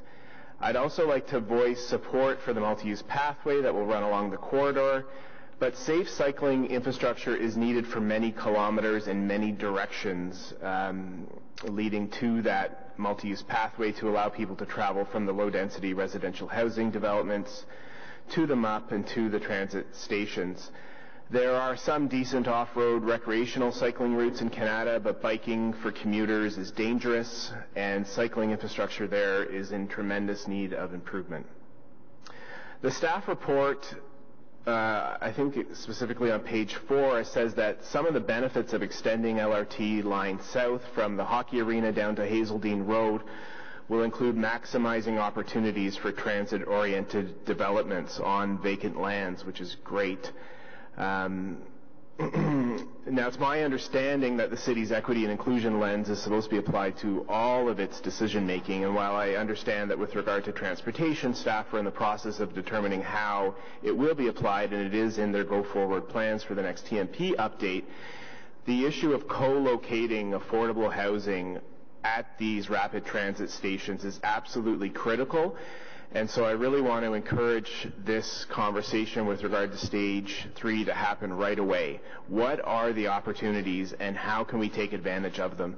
So from the perspective of Stage 3, there are a lot of great opportunities, which is good news. Kannada LRT will include 11 kilometers of rail.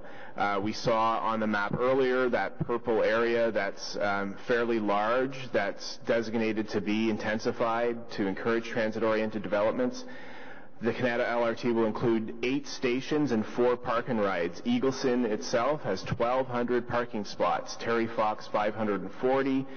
The Canadian Tire Centre 200 spaces, and Hazeldine, which would be a new park and ride, has 650 spaces. Now, I live in Kanata. I use the park and ride most often Sunday nights when I'm going to play indoor soccer downtown. And I can tell you, Sunday nights, I look around and the lot is virtually empty, and I think, what a tremendous waste of space. This parking lot for 1,200 people that's well used, very well used during the day. But could we not imagine something better for this area, for these park and ride lots? Could we not imagine a vibrant community existing in addition to these park and ride lots along this tremendous transportation corridor? And think of the ridership numbers that would increase if we could increase the amount of housing in close proximity to these rapid transit stations. So it's great that LRT to Kannada will bring 90% of residents within 5 kilometers of rail. This committee, when being committed to the equity and inclusion lens and all of its decision-making, must ensure that there are excellent pedestrian and cycling connections from Ottawa community housing and cooperative housing buildings to those stations. Right now, Eagleson Road is a terribly dangerous place for cyclists. There aren't even painted bike lanes on Eagleson Road. Proper sidewalks exist on some of Eagleson Road leading to the future LRT station, but on Moody Drive, north of Hazeldine, on the west side of Eagleson, there's virtually nothing at all in terms of space for pedestrians. So Terry Fox is slightly better for pedestrians and cyclists, but it too is in need of improvement, and segregation for cyclists there would be far safer. I think on Eagleson and Terry Fox, a speed reduction coupled with photo radar would be helpful and totally justified. We need to make these rapid transit stations welcoming, safe places for pedestrians and cyclists, people using wheelchairs, people who are 4 years old or 74 years old. Much more attention needs to be paid to traffic calming around these stations and the roads leading to them. And so I just want to encourage the city to take advantage of these opportunities related to affordable housing and the park and ride lots. And as much as it's possible, think about expropriating land specifically for affordable housing while you're expropriating land for the light rail, if that's legally allowed. Thank you. Thanks very much. Councillor McKenney, I know that you were considering a direction around this particular matter. Do you want to speak to that now? I could, absolutely. and just put that out there. I should have said that before the first speakers came, just so we're all on the same page in terms of what we're considering here. So if you can just put the direction out, and then staff can comment on it when we get to staff. But in case any of the delegations want to speak to it as well, it'll be out there. Perfect. Yes, thank you, Chair. I was hoping to give direction to staff on two levels, just around the co-location of affordability and affordable housing with transit. As we know, as we're building out transit, wherever that is, we're also significantly increasing land values.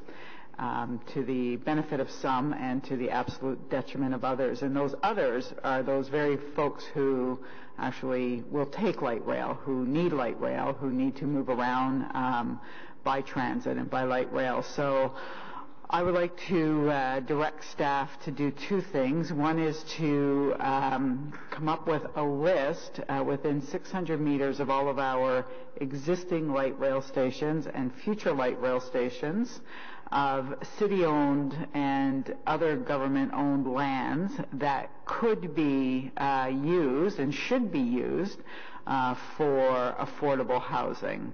So a list of those properties within that 600 meters.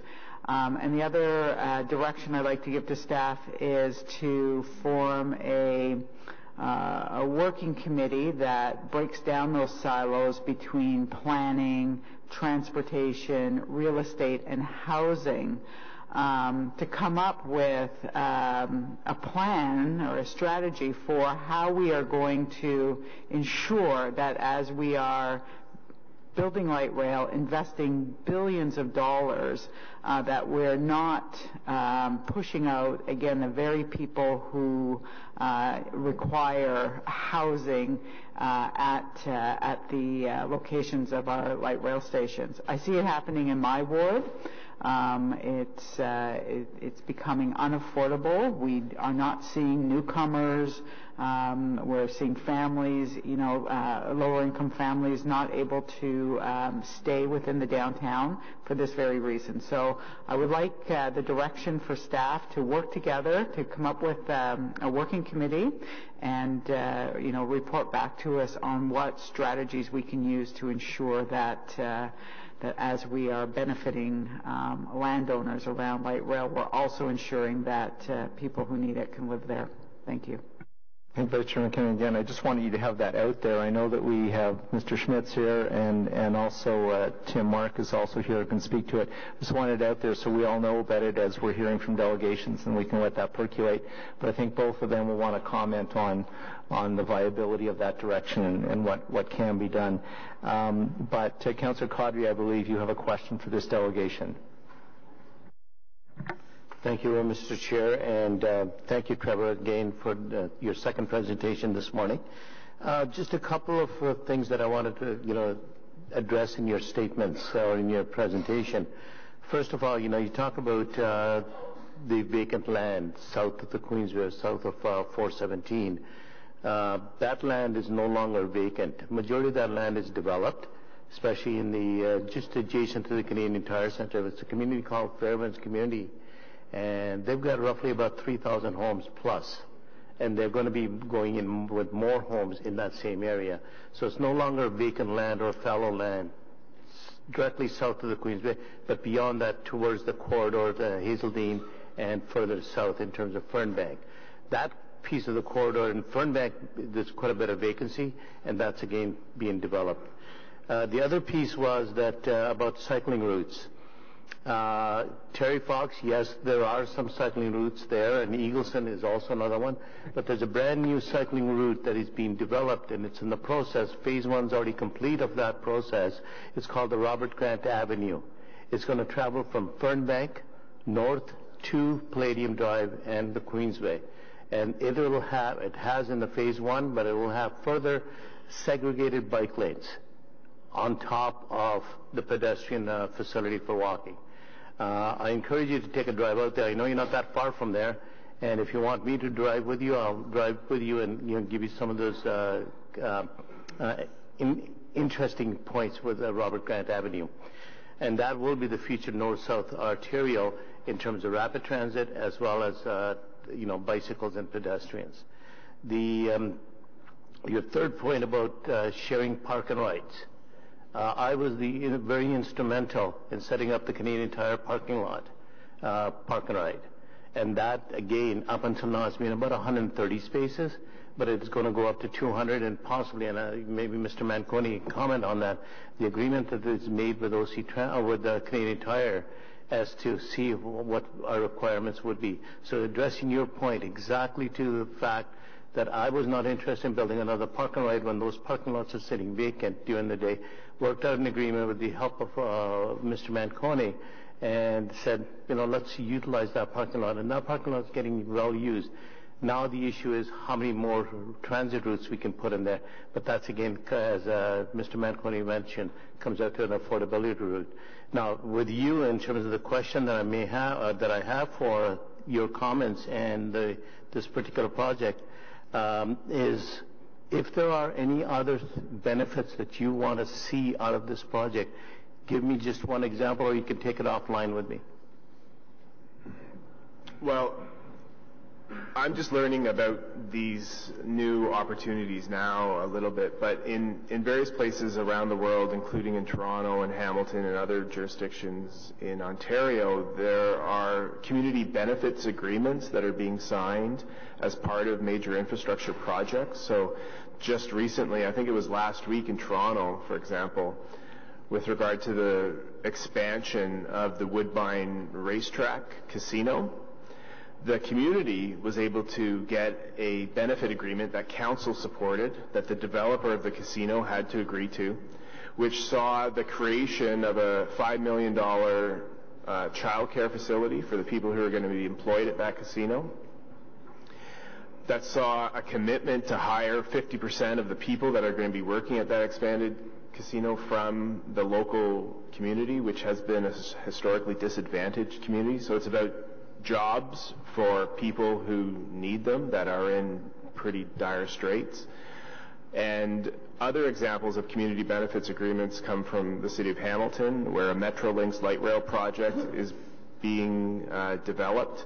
Trevor, City Council has set aside land specifically for affordable housing as part of that light rail project. So those are some examples of other community benefits that can flow from major infrastructure projects. Thank you for that, but those are some of the topics that we can take offline, and not necessarily associated with this particular project. But thank you for your input, and thanks for, and the offer is still on the table to drive around with you, the community of Stittsville. Okay? Thank you. Councillor Wilkinson, please. Yeah, just on, I'm quite aware that the getting more local rent income housing and various things in our community, and I've been working on some of that, but there is a meeting on the 23rd of this month about the lands around the Kannada Town Centre Park area across from Centrum, some of which is owned by the city, and you should come to that meeting, bring your ideas to that. It'll be useful, I think. I can't tell you the discussions I've had because the things that committee does are confidential, but I have been looking for some places for more affordable housing. We usually do it in Canada. We've traditionally done it in the form of co-op homes, and the last one I worked on was Blue Heron, which is on March Road, and it's become very successful. So we do need more, though, and for the right kind of people and having it there. We have lots of high-density housing near where this is going, but it's very expensive, and we need some of that more, and I have had some discussions. So that's a good point to do. The other things you've raised, I think, again, the TAC committee is one on the transportation that you can talk to if you want to and get a copy of the map that will be out very shortly. And I think it may even be online already. And the things that we're doing to try to make sure that people can get around in different ways. So I appreciate your comment. I think rather than just using the Toronto examples, I think we have to come up with some Ottawa-based examples because it's a little bit different here. They don't have an NCC. Putting it next to the park and ride in Eagleson on NCC land would be more than difficult, as you probably already know. Even getting getting along there, even to get a bike path along there, a multi-use pathway is not easy, but not impossible. But I think there are other things we can do. Okay, thank you for your presentation. Any other questions for the delegation? Okay, seeing none, thank you very much. Next up is David Gorley, and he will be followed by Steve Anderson, who's the president of the Katimavik Hazeldine Community Association. Morning, Mr. Gorley. You have 5 minutes. Thank you, Mr. Chair. My name is David Gorley. I'm a proud resident of Kannada North. I can get the microphone here. I'm here this morning to voice support for the environmental assessment study and recommendations. I was proud to be a public champion for Stage 2 LRT. As the then president of our Ottawa Champions baseball team, you all knew I was going to mention baseball at a certain point. Baseball fans will be hitting home runs when they access RCGT Park through Tremblay Station starting in the 2019 season as the team celebrates our 5th anniversary. With Stage 2 further connecting fans across a greater geographic landscape and enjoying more efficient mobility, now we must consider and contemplate Stage 3 to integrate some of Ottawa's fastest growing communities into the most exciting infrastructure program our city has seen. As I do speak to my neighbors in Kannada North on a more frequent basis these days, it is clear that transportation and transit are a top priority to support and complement further growth and development. The opportunity and potential to bring LRT to Kannada North and the broader west end of the city is an exciting development. This report and recommendations, while not perfect, does open the door for a bold vision on how our community can directly benefit from LRT. These benefits are obvious, and any approach to LRT must put residents and our communities first by ensuring proper access to stations, maximum efficiency to deliver a system that is guided by affordability. These principles, while certainly not complete, initiate a constructive dialogue for us in the community on how best to balance our tax investments into LRT and service. Kannada North has become too reliant on vehicular transportation use with development and growth. There is need to adopt more and better uses of alternative transportation modes, and LRT is a positive step in that direction to help ease stress on our road network and alleviate expensive repair costs. In addition, there is a natural benefit for our environment when citizens proactively choose to leave a car at home with effective and efficient methods of transit. Finally, I think I'm on safe ground saying many of my neighbors' complaints about the Queensway in these brutal rush hours are real. It took me an hour to get downtown from Kannada North, and I'm only speaking to you for 5 minutes. This costs commuters on average 10 hours a week, 40 hours a month of lost productivity, commuting that is precious time with family and in the community. So it's evident that LRT is a very holistic option for our community with vast benefits that we as residents will adopt and enjoy. However, simply designing a line into the community is not enough to justify investment by taxpayers. Station access by improving infrastructure for cycling, as we've heard, pedestrian, park and ride access will get commuters into their neighborhoods, and through a BRT with efficient routing, demand ridership and frequency. We want adoption and use given the fiscal investment when this proposed route puts 80% of residents in Kannada within a 5-kilometer radius of rail. The core goal, or the eye on the prize for us, is adoption and use. For the employees in the Kannada North Tech Park, LRT is a win-win through a proposed spine along the north side of the Queensway. There is efficiency in travel time and the March Road feeder system through BRT. But let's not stop there. An idea to put innovative technology in place, such as autonomous vehicles, will demonstrate their value for public good. Speaking of businesses, proposed stations in Kannada North will support the retail sector in Tanger Mall, along March Road, Signature Centre, and the Centrum. Business investment in retail and broader economic development priorities will be supported at a time when ambiguity surrounds the future of the CTC building in the region and the impact on our local labor market and economy with the potential departure of the Senators downtown. Our tax investments are about supporting our quality of life and enhancing urban mobility as a core goal of municipal service. Let's look at an example. The residents of Arcadia support the possibility strongly of LRT with their station at Campo to improve their quality of life as they undergo significant growth and further maturity as a community in Kannada North. Our goal now is to be involved in this dialogue and ensure all levels of government hear clearly the Stage 3 LRT is a strong public investment. for the benefit of our residents. I encourage the next term of council to keep their eye on the prize to push for LRT Stage 3. Thank you. I was really hoping for another baseball analogy there at the end. I had to do that, Mr. Chair. No, but you missed the... Anyway. Any questions for the delegation? Okay, seeing none, thank you very much. Mr. Anderson, please. And Mr. Anderson will be followed by Jesse Steinberg, who will be followed by Catherine Boucher, who I have as the last delegation signed up. Oh, no, sorry. And Mr. Kapoor will be the last delegation signed up. Mr. Anderson, good morning. You have 5 minutes. Good morning. Just a point of order before I start. How do I know when 5 minutes is up? Oh, well, that's not really a point of order, but there's a timer, and I'll let you know when you get to your 5 minutes. I generally just ask you to wrap up. Then it's not a hard stop. I'll give you a little bit more time to wrap up if you're in the middle of a thought. Okay. Thank you. Hi, my name is Steve Anderson, and I'm here today as president of the Katimavik Hazeldine Community Association. You may know us as that neighborhood directly south of the Queensway, from Eagleson Road over to Terry Fox, actually to the Carp River, but let's say Terry Fox. So we're south of the Queensway. In some regards, we are the land that time forgot. Much of our infrastructure, I'm thinking mostly of benches and garbage cans, things like that, look very much like from the 1980s. And this includes transit in many regards. Our residents celebrate when a bus shelter or a concrete pad goes in. We can only look in awe at the existing transpo infrastructure far east of downtown, never mind the planned LRT. The planned LRT to Moody will ensure that those living in villages and towns far east of the city will have a faster commute than we now have in Kannada. We will have our direct bus routes to downtown cut, and an LRT transfer will be necessary.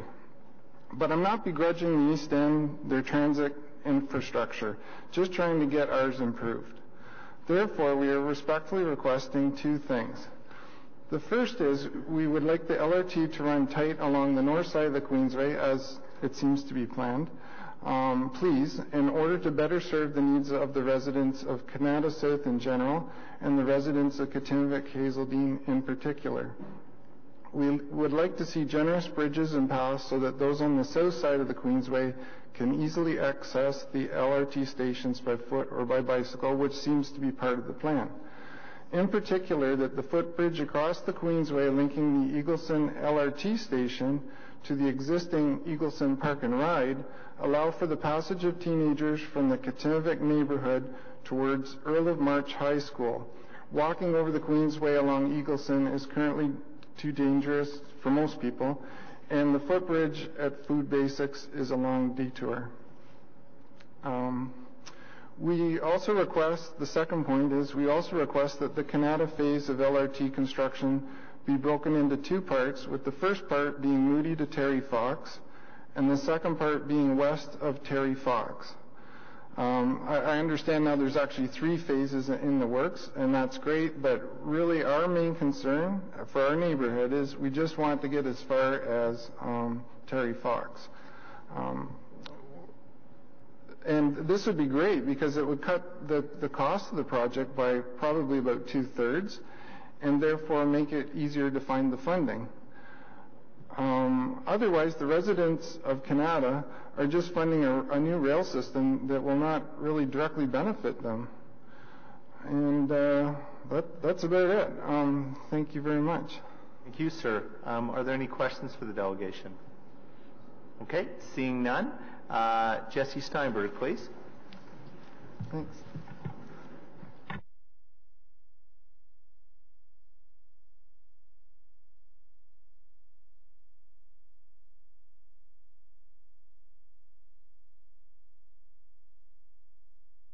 Good day, Mr. Steinberg. We'll have 5 minutes. Okay. Hi, thank you. I would like to echo the discussion about LRT and its relationship to affordable housing, and in particular the need for a more integrated approach.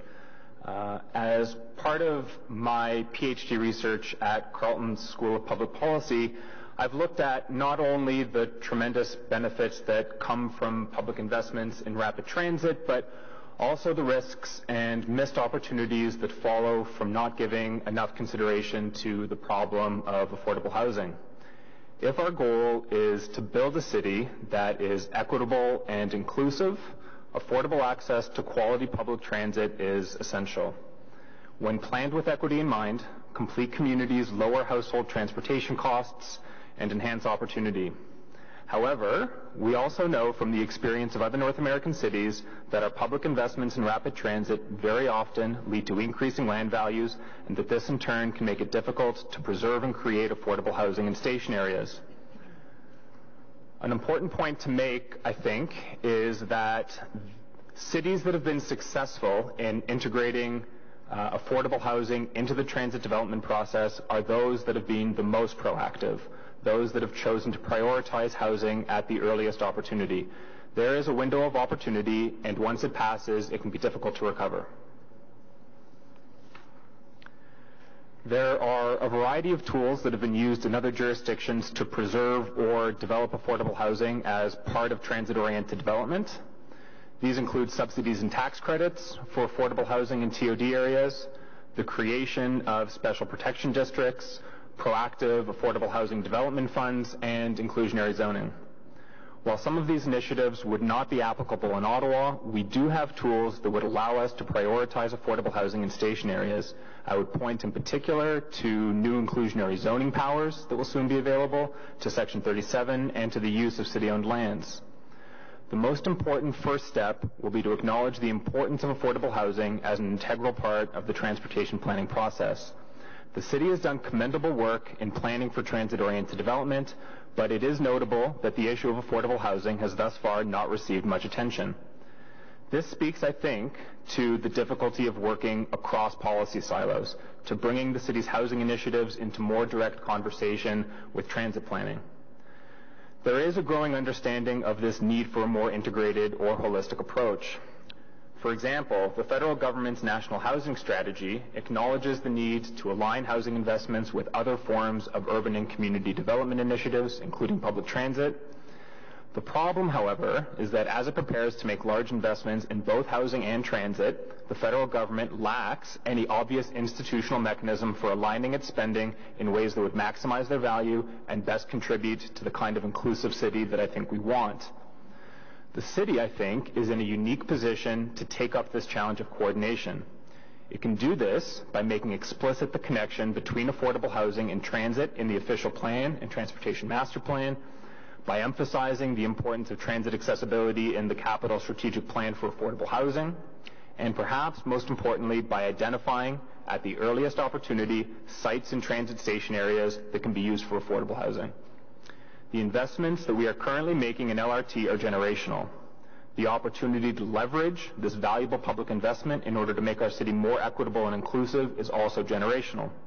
Realizing this opportunity, however, will require a more holistic approach that acknowledges the deep connections between housing and transit-oriented development, and which makes explicit the need to prioritize affordability and inclusion. Thank you. Sir, before we go to questions for the delegation, I'm just going to quickly ask Mr. Manconi for a comment on the relationship between the LRT and making opportunities for affordable housing and what we've done so far. I just think we'll help add some context to the discussion. Thank you, Mr. Chair, and I'll ask Mr. Smith to either add on or adjust anything I say. So I think we're doing a lot of things that have been suggested by the speakers. I'm not sure we advertise it as well as we should. Gladstone at stage 2, there's a great strategy there for affordable housing. LeBreton Flats, same thing. And then you also have a policy to, while you can't enforce it, it is your goal, as you've said repeatedly, 25% of all new developments would have the affordability housing piece. So I'll ask Mr. Smith to comment on that. Thank you, Mr. Chair. So, Mr. Manconi is correct in terms of the things that he cited. We also have, as some members of this committee may be aware, inclusionary zoning that the province has now made available as a tool that we can use to promote and provide for requiring affordable housing. So that's something that we're very much going to be taking a look at and looking at opportunities there. The initial thinking is that this is something that would make the most sense to really try to operationalize around transit stations where we see the greatest opportunity to support affordable housing that can also support the investment being made in transit. The other thing I can say is that as we've been moving forward with the Stage 1 and Stage 2 LRTs, Stage 1 LRT, we've been doing transit-orientated development or secondary planning around all the transit stations, and within that we're looking at opportunities to achieve different housing forms. Some of these we've been able to achieve, as Mr. Manconi noted. We're also in the process of doing secondary planning around the Stage 2 LRT stations, and the same thing would then apply in terms of areas of priority for the Stage 3 LRT stations. Also, as many on this committee know, we are positioning ourselves to begin our next official plan review, likely starting in the next term of council, and there's going to be big emphasis in that in looking at opportunities to ensure we capitalize on opportunities for affordable housing. And finally, speaking to one of the directions from Councillor McKinney, is in terms of city-owned land, we do have policies within the city for housing first, to have affordable housing being a priority for the development on city-owned properties. So there's various initiatives that are in play, and in terms of participating and working to advance this, we have no issues with it. It very much aligns with where we see we need to be going as far as moving forward with the city, in particular capitalizing on the LRT investment. Thank you to both of you for that clarification. Now, are there any questions for the delegation? Okay, seeing none, thank you. And next up is Catherine Boucher.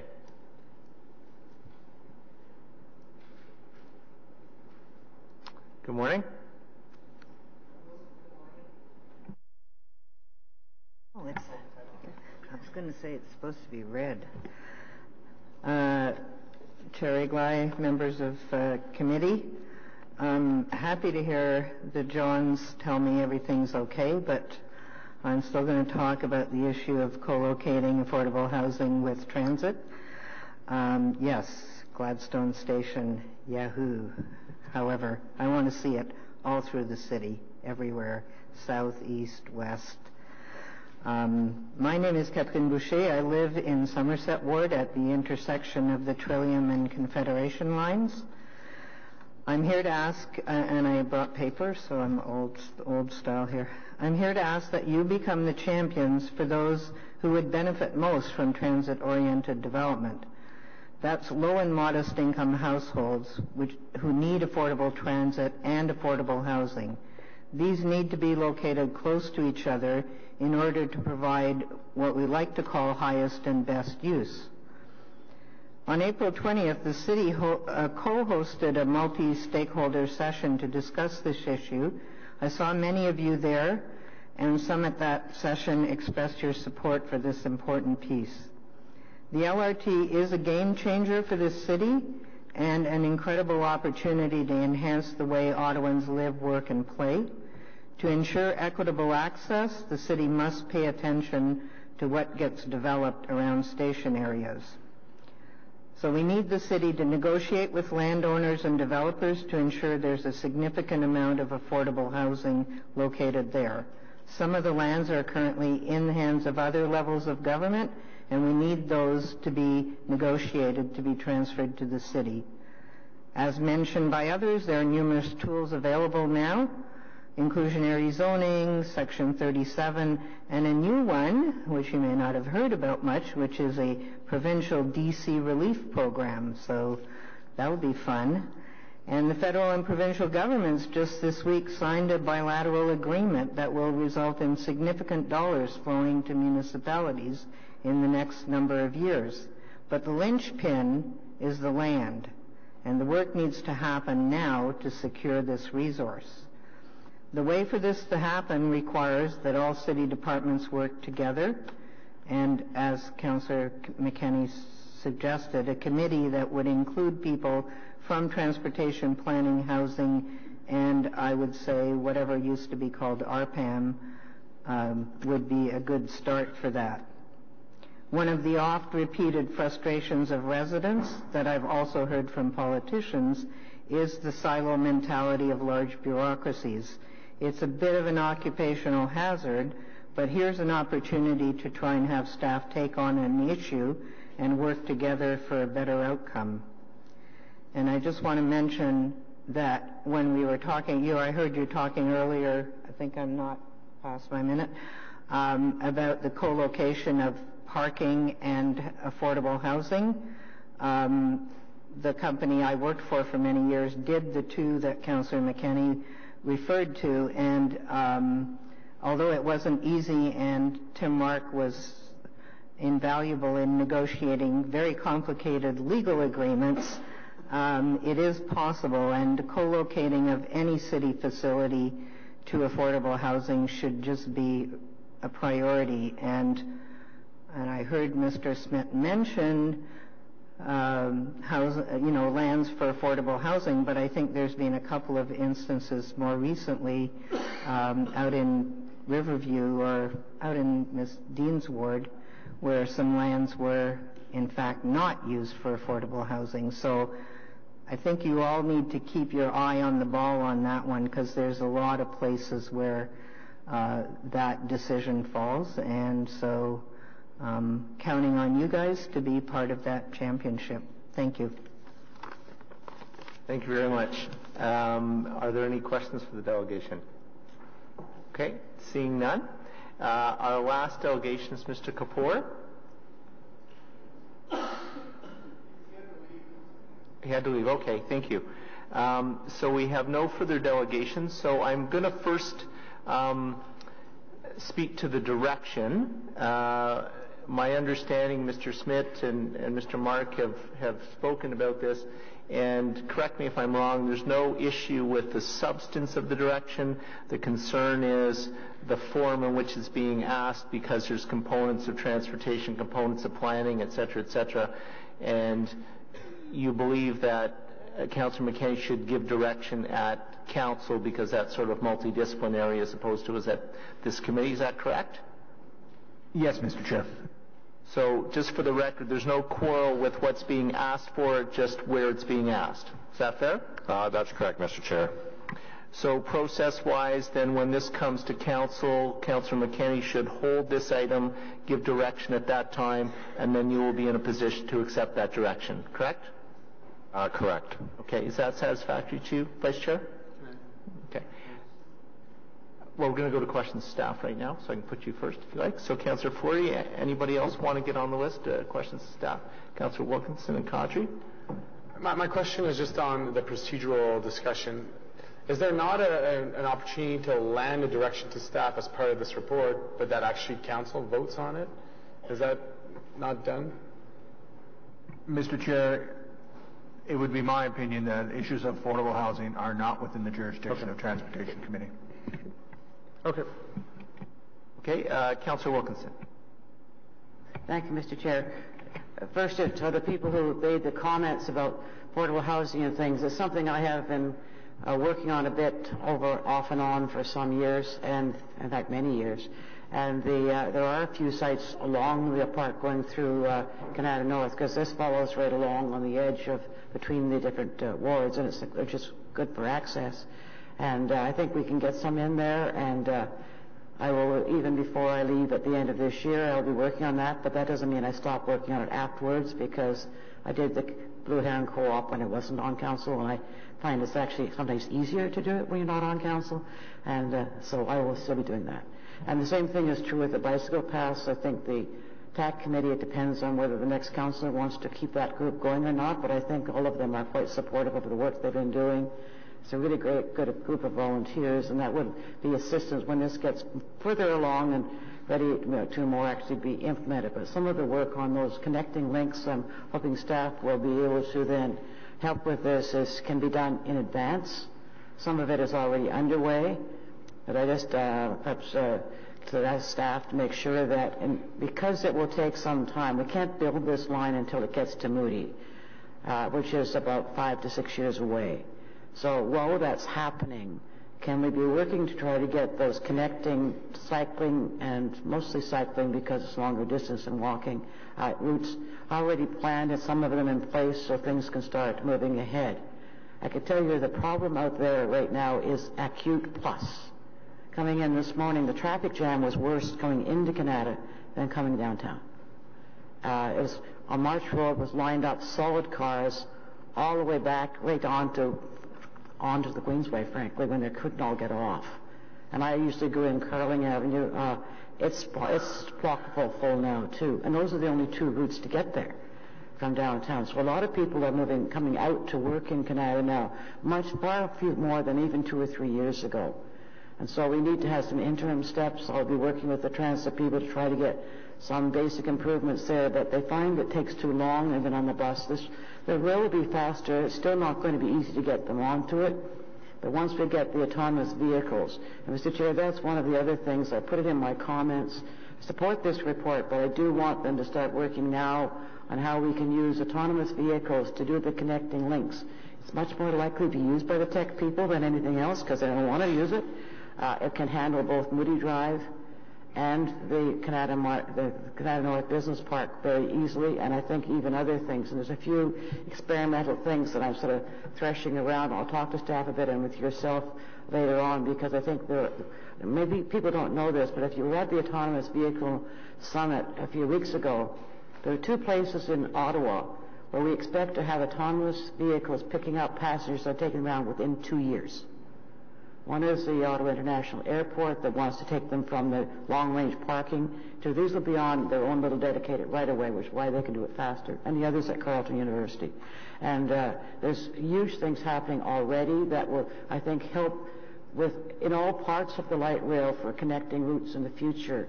This is going to be something that can really, really help because it can get people there in a way that they want to travel, which is not always on a regular bus. The other thing I just wanted to mention about this one is talking about getting it going sooner. I think the objective, Mr. Chair, when you redo the Master Transportation Plan in a couple of years, it's really important that this Stage 3 be in there, even if the funding is not yet quite finalized, because it can always say funding to come. But if it's not in there, if we do get funding, we can't move ahead. I found that out in a couple of other projects this year, so that's really very crucial. And it should be in for all 3 stages. We can take it in 3 stages, and it can say if only some funding is available, you do the first one, but you work to try to immediately go on to the next stage, etc., because they have to be done sequentially. You cannot build it out there and then have a gap in between.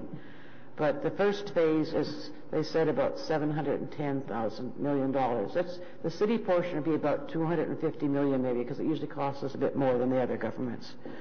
And that is something that we should be at least trying to get now. And if Council recalls, a few months ago I asked at Council to have the Mayor work with the local West End councillors to start looking for how we could get the funding to extend it further past Moody. And he had told me at the time that, yes, he'd do that, but only after the EA was finished.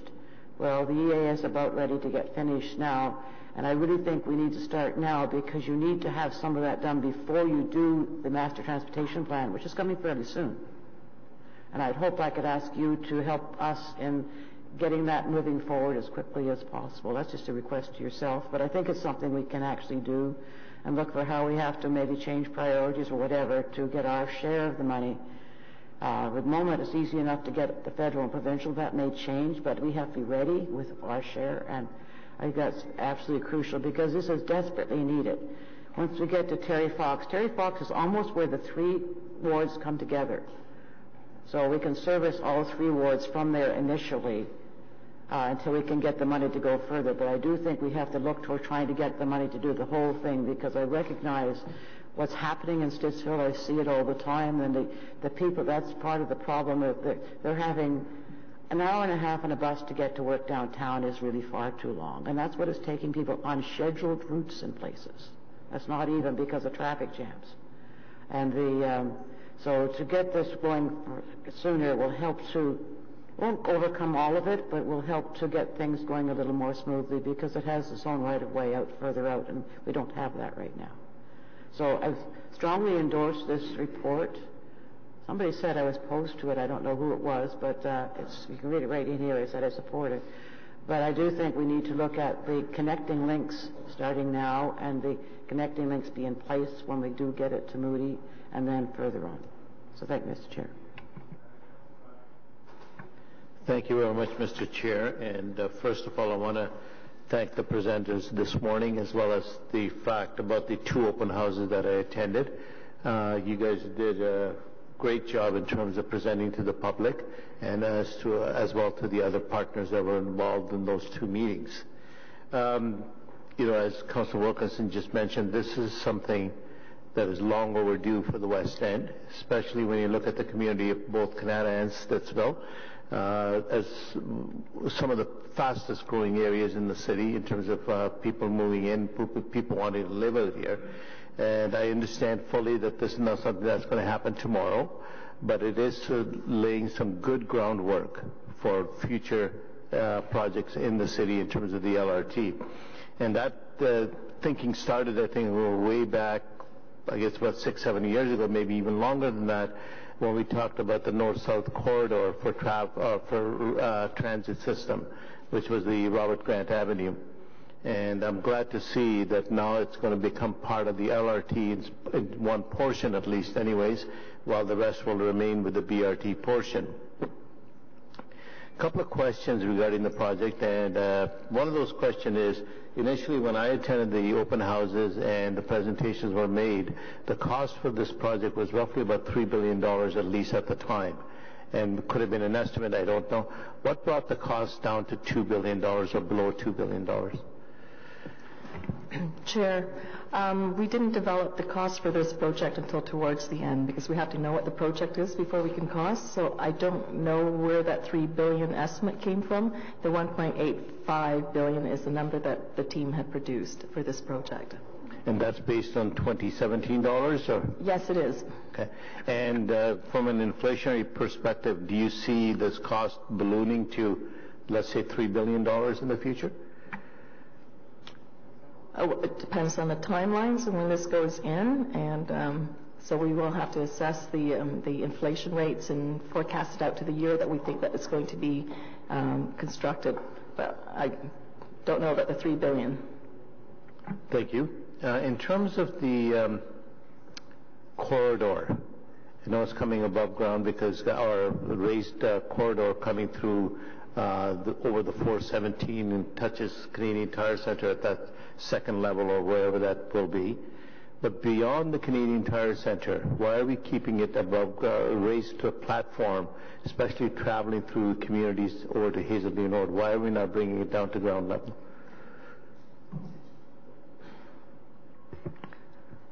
Madam Chair, the reason why it's elevated is because we actually want to avoid any traffic impacts and any conflicts. We want it to be fully segregated, and it's consistent with the Stage 1 and the Stage 2 design, so that it increases reliability and as well as speed. Now that it's going to be going through what at that time will be probably well-established communities, what kind of mitigation factors are you looking at or are part of this project to not have detrimental effects on existing communities, whether it be sound, whether it be noise, because of the elevated platform? Are we talking about, maybe not yet, but in the future, talking about some kind of noise barriers and so on and so forth going through those communities? Chair, I don't see us putting up noise barriers in the middle of a community like this. It's a dense development that we want, so that would be a rather unattractive design. So given this plan that we have, so new developments come in with the information that this project is here. Those developments will look at the noise implications. And with light rail, first of all, it's not a road light rail. The trains are very, very quiet, so I don't think there's going to be a noise issue here for this project. But should any project, regardless of rail or not, if it's a proven project, an approved project, then that's taken as a given, and other developments have to deal with that project. Thank you for that, Ms. Chi. And my question was not necessarily towards the noise aspect of the unit, My question was in terms of disturbance to the neighborhood, existing neighborhoods. So obviously we're going to look at some kind of natural corridor in terms of planting trees and stuff along this line in the future to avoid that disturbance or the, what I would call, I guess a disturbance in a community. How are we going to protect that? I mean, if you look at part of that corridor currently, it's not heavily, forested, but it has a lot of natural features to it already. So what I'm trying to do is, once that gets disturbed, will we be replacing those natural features? During the construction process, if anything that is existing in terms of greenery and trees that are affected, of course, that would be reinstated. But for the section that's coming through to Stittsville, it's mostly on a structure, so there would not be any landscaping within that corridor itself. Okay, thank you. And the terminus, will there be a terminus required at Hazeldine at all? Or, are you projecting something at Hazeldine Road in order for its future travel further south? The current plan has a terminus at Hazeldine, which is slightly further south than what the current TMP has. We don't envision any further extension to the south. Okay. Thank you very much. Thank you, Mr. Chair. And Councillor Deans. Thank you, Mr. Chair. I think my questions are very similar to the questions that Councillor Kadri was asking. It's just about the affordability of this project.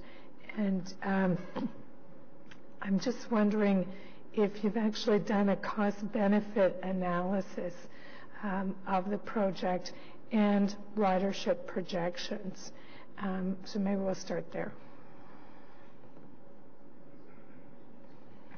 Mr. Chair, we do have ridership projections, and this project, as stated in the report in our presentation, is not within the affordable envelope that we currently have.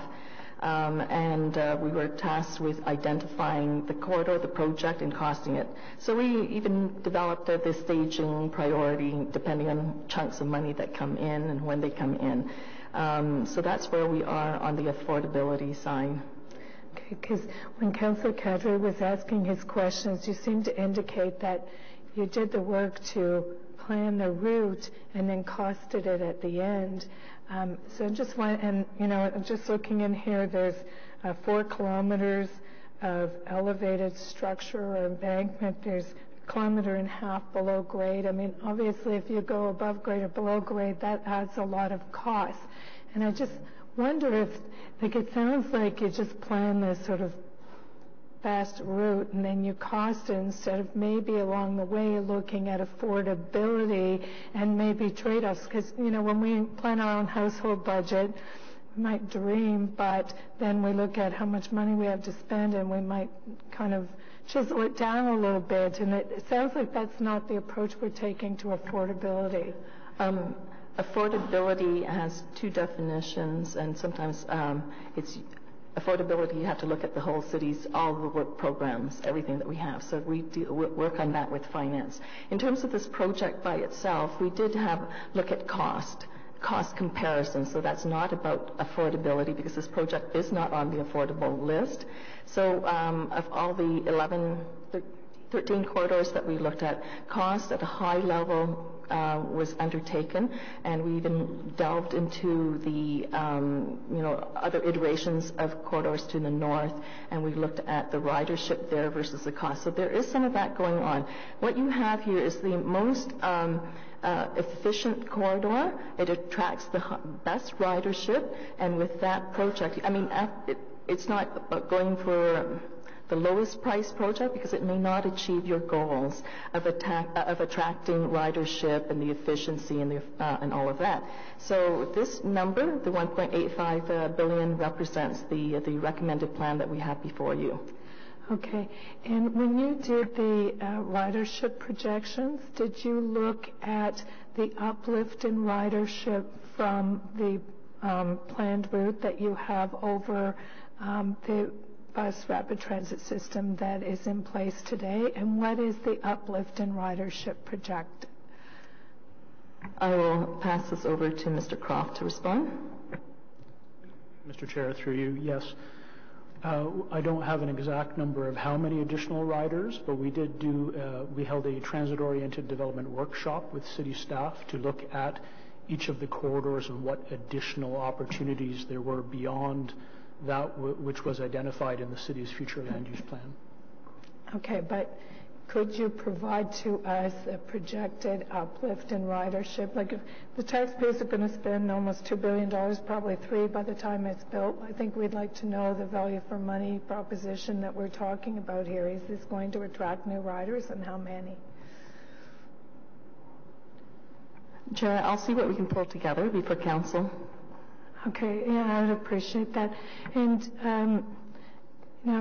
one of the stops is Palladium. I take it CT Center, and it's just, are we even going to have a tenant by the time we're building this, and what does that do to ridership? So just interested in the value for money proposition along the whole line of constructing this.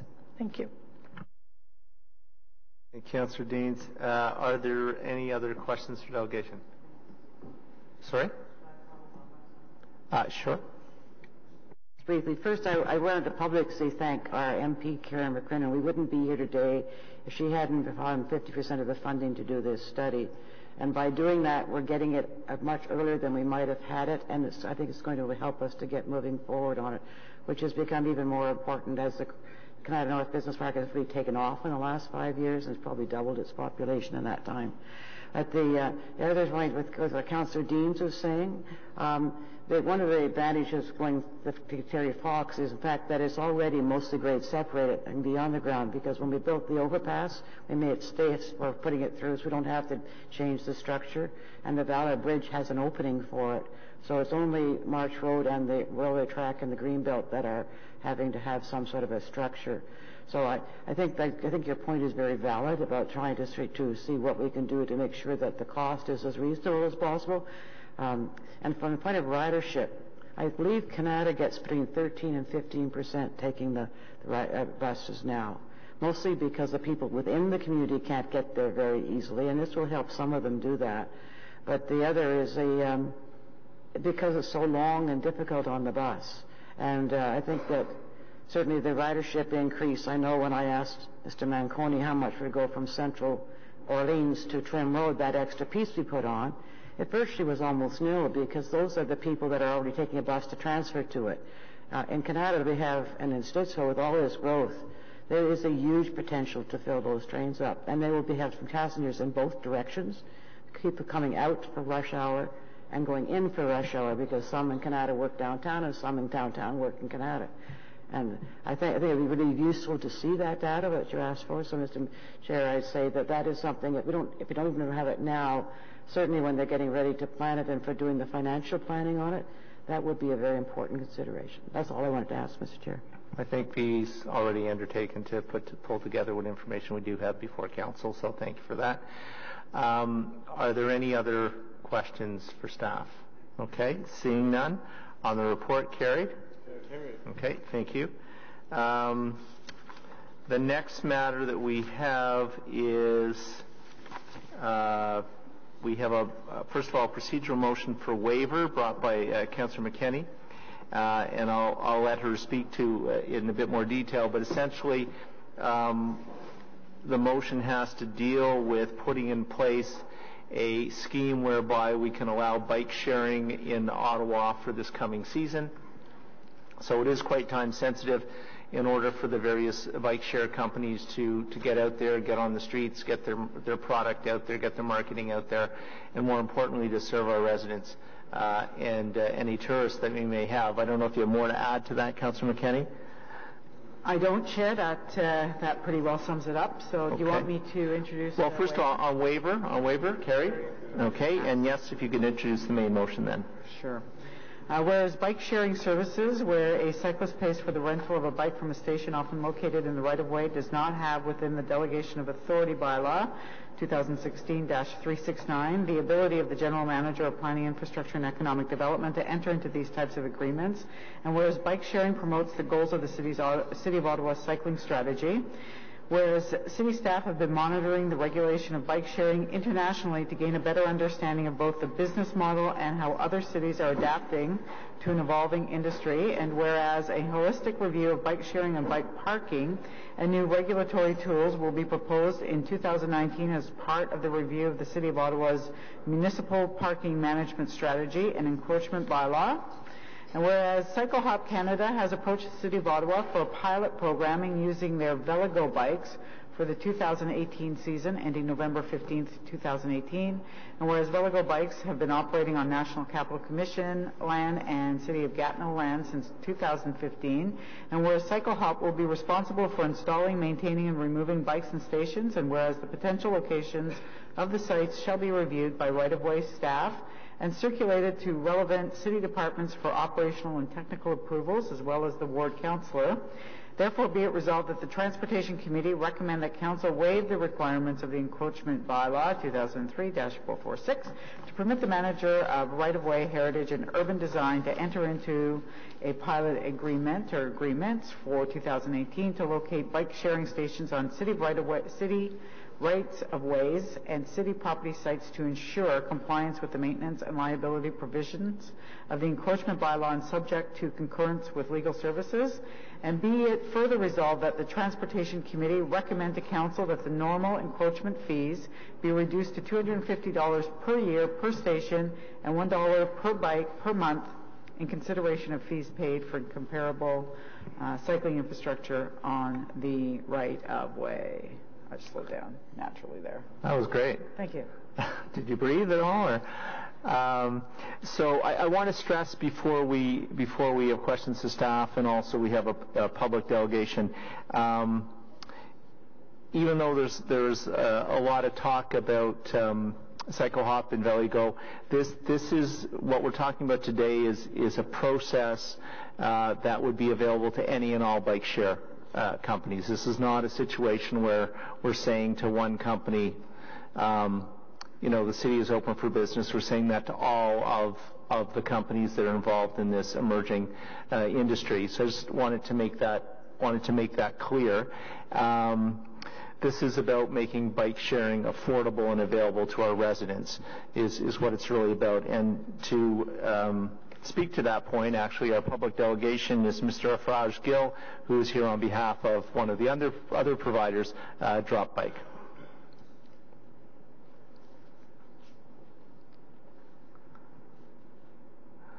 Good morning, sir.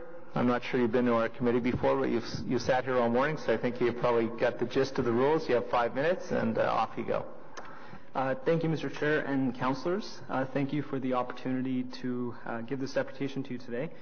My name is Afraj Gill, and I'm one of the founders of Drop Bike.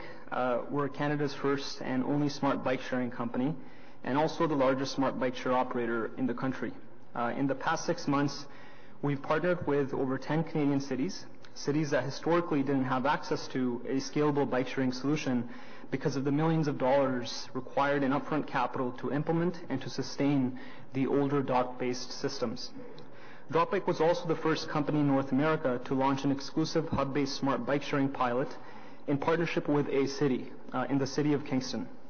This summer, we'll also become the first smart bike share company to launch in the Greater Toronto area. We also outcompeted 14 companies, including heavily funded operators from south of the border, to win an RFP in the Vancouver area.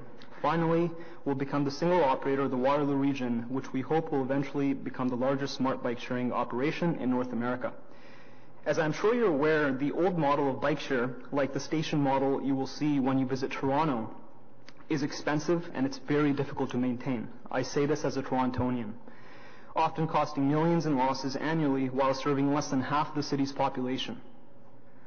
Smart bike sharing and other multimodal options, which includes our electric assist bikes and electric scooters, are the future we are trying to help cities embrace. As the only Canadian company in this industry, we're trying our hardest to create awareness about the dangers of going about the implementation of smart bike sharing incorrectly, particularly around two variables. The first is the concept of a multi-operator market, i.e. having more than one smart bike share or dockless operator provider. We believe it is good and okay to work in harmony with existing operators in a city, which we do actually in the region of Waterloo. The second is changing charging of licensing fees for public right-of-way. These two items are particularly relevant as they are suggested, I believe, by the motion before you today. So far, no city in Canada, including those who don't work with drop bike, have chosen either of these paths. And we believe that is not a coincidence. It is a byproduct of critical learnings from the mistakes made by cities south of the border. If I may, I would like to briefly touch on both of these items. Bike sharing is particularly unique in that having multiple operators in a single city, and by multiple operators I mean multiple dockless operators or smart bike share operators, that does not include the existing operators in a city, which there is one, I believe, in the city of Ottawa. Having multiple smart bike share operators in a single city detracts the focus from a quality user experience and makes the operation a pure capital expenditure play, as we have seen in ride sharing in different cities.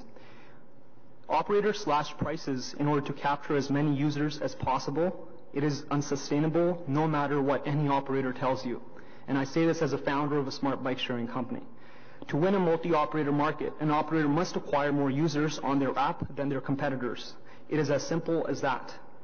This is the quickest and often the only way for a company to win a multi-operator market longer term. It attracts focus from things that really matter, such as integrating bike sharing into existing modes of transit, or providing a better user experience, or having a seamless single system so users don't have to install multiple apps and register for multiple accounts to use bikes of multiple operators. It is very inconvenient.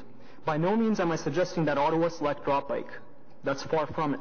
As a Canadian entrepreneur, the only thing I care about is to encourage our nation's capital to lead the way in doing this right. I encourage the committee to consider a procurement process that's transparent, that meets the city's requirements, to select a single vendor, smart bike share vendor, to work in harmony and in partnership with existing vendors in the city to conduct bike sharing here in Ottawa, instead of having several bike share operators with bikes scattered across the city, with different branding, different user experiences, etc. As per the second and final point regarding the licensing fees, I think it might be worth noting that DropBike has never entered into an agreement with a city where payment for access to public right-of-way, such as for station locations, was required in exchange for offering a zero-subsidy, privately funded bike share service. We believe this type of give and take on both sides is necessary to make this new model of bike share work effectively. This is important to keep the system as affordable as possible. We pass on any savings as a company to our riders, and that's how we offer a service so inexpensive at just $1 per hour. Our fees are just $1 per hour. If we started to pay cities for offering a free service that would have otherwise cost millions in taxpayer dollars, this type of low-cost model would simply not be feasible, and companies would slowly start to die out. It might also be worth noting that the value of access to active transit and the robust data that we collect and share with you, which we think will be of immense value when it comes to making infrastructure decisions, is greater than the value of potentially unused public right-of-way. Thank you. Thank you for your time. Thanks, sir. Any questions for the delegation? Okay, seeing none. Thank you. Any questions for staff? Okay, I'm going to ask Vice Chair to come back to her seat because she probably wants to be here to vote on her motion, I suspect. So on the motion, carried? Okay, thank you. Back to the agenda then. Are there any notices of motion for consideration at a subsequent meeting? Okay, and before you leave, actually, Court, I want to thank you and your team because I knew you worked under quite a tight timeline to make this all come together so we could have bike sharing this season, so we appreciate that. Thank you. Any inquiries? Adjournment? Yes, thank you. Carried? Okay, next meeting is June the 6th. See you then. Thanks.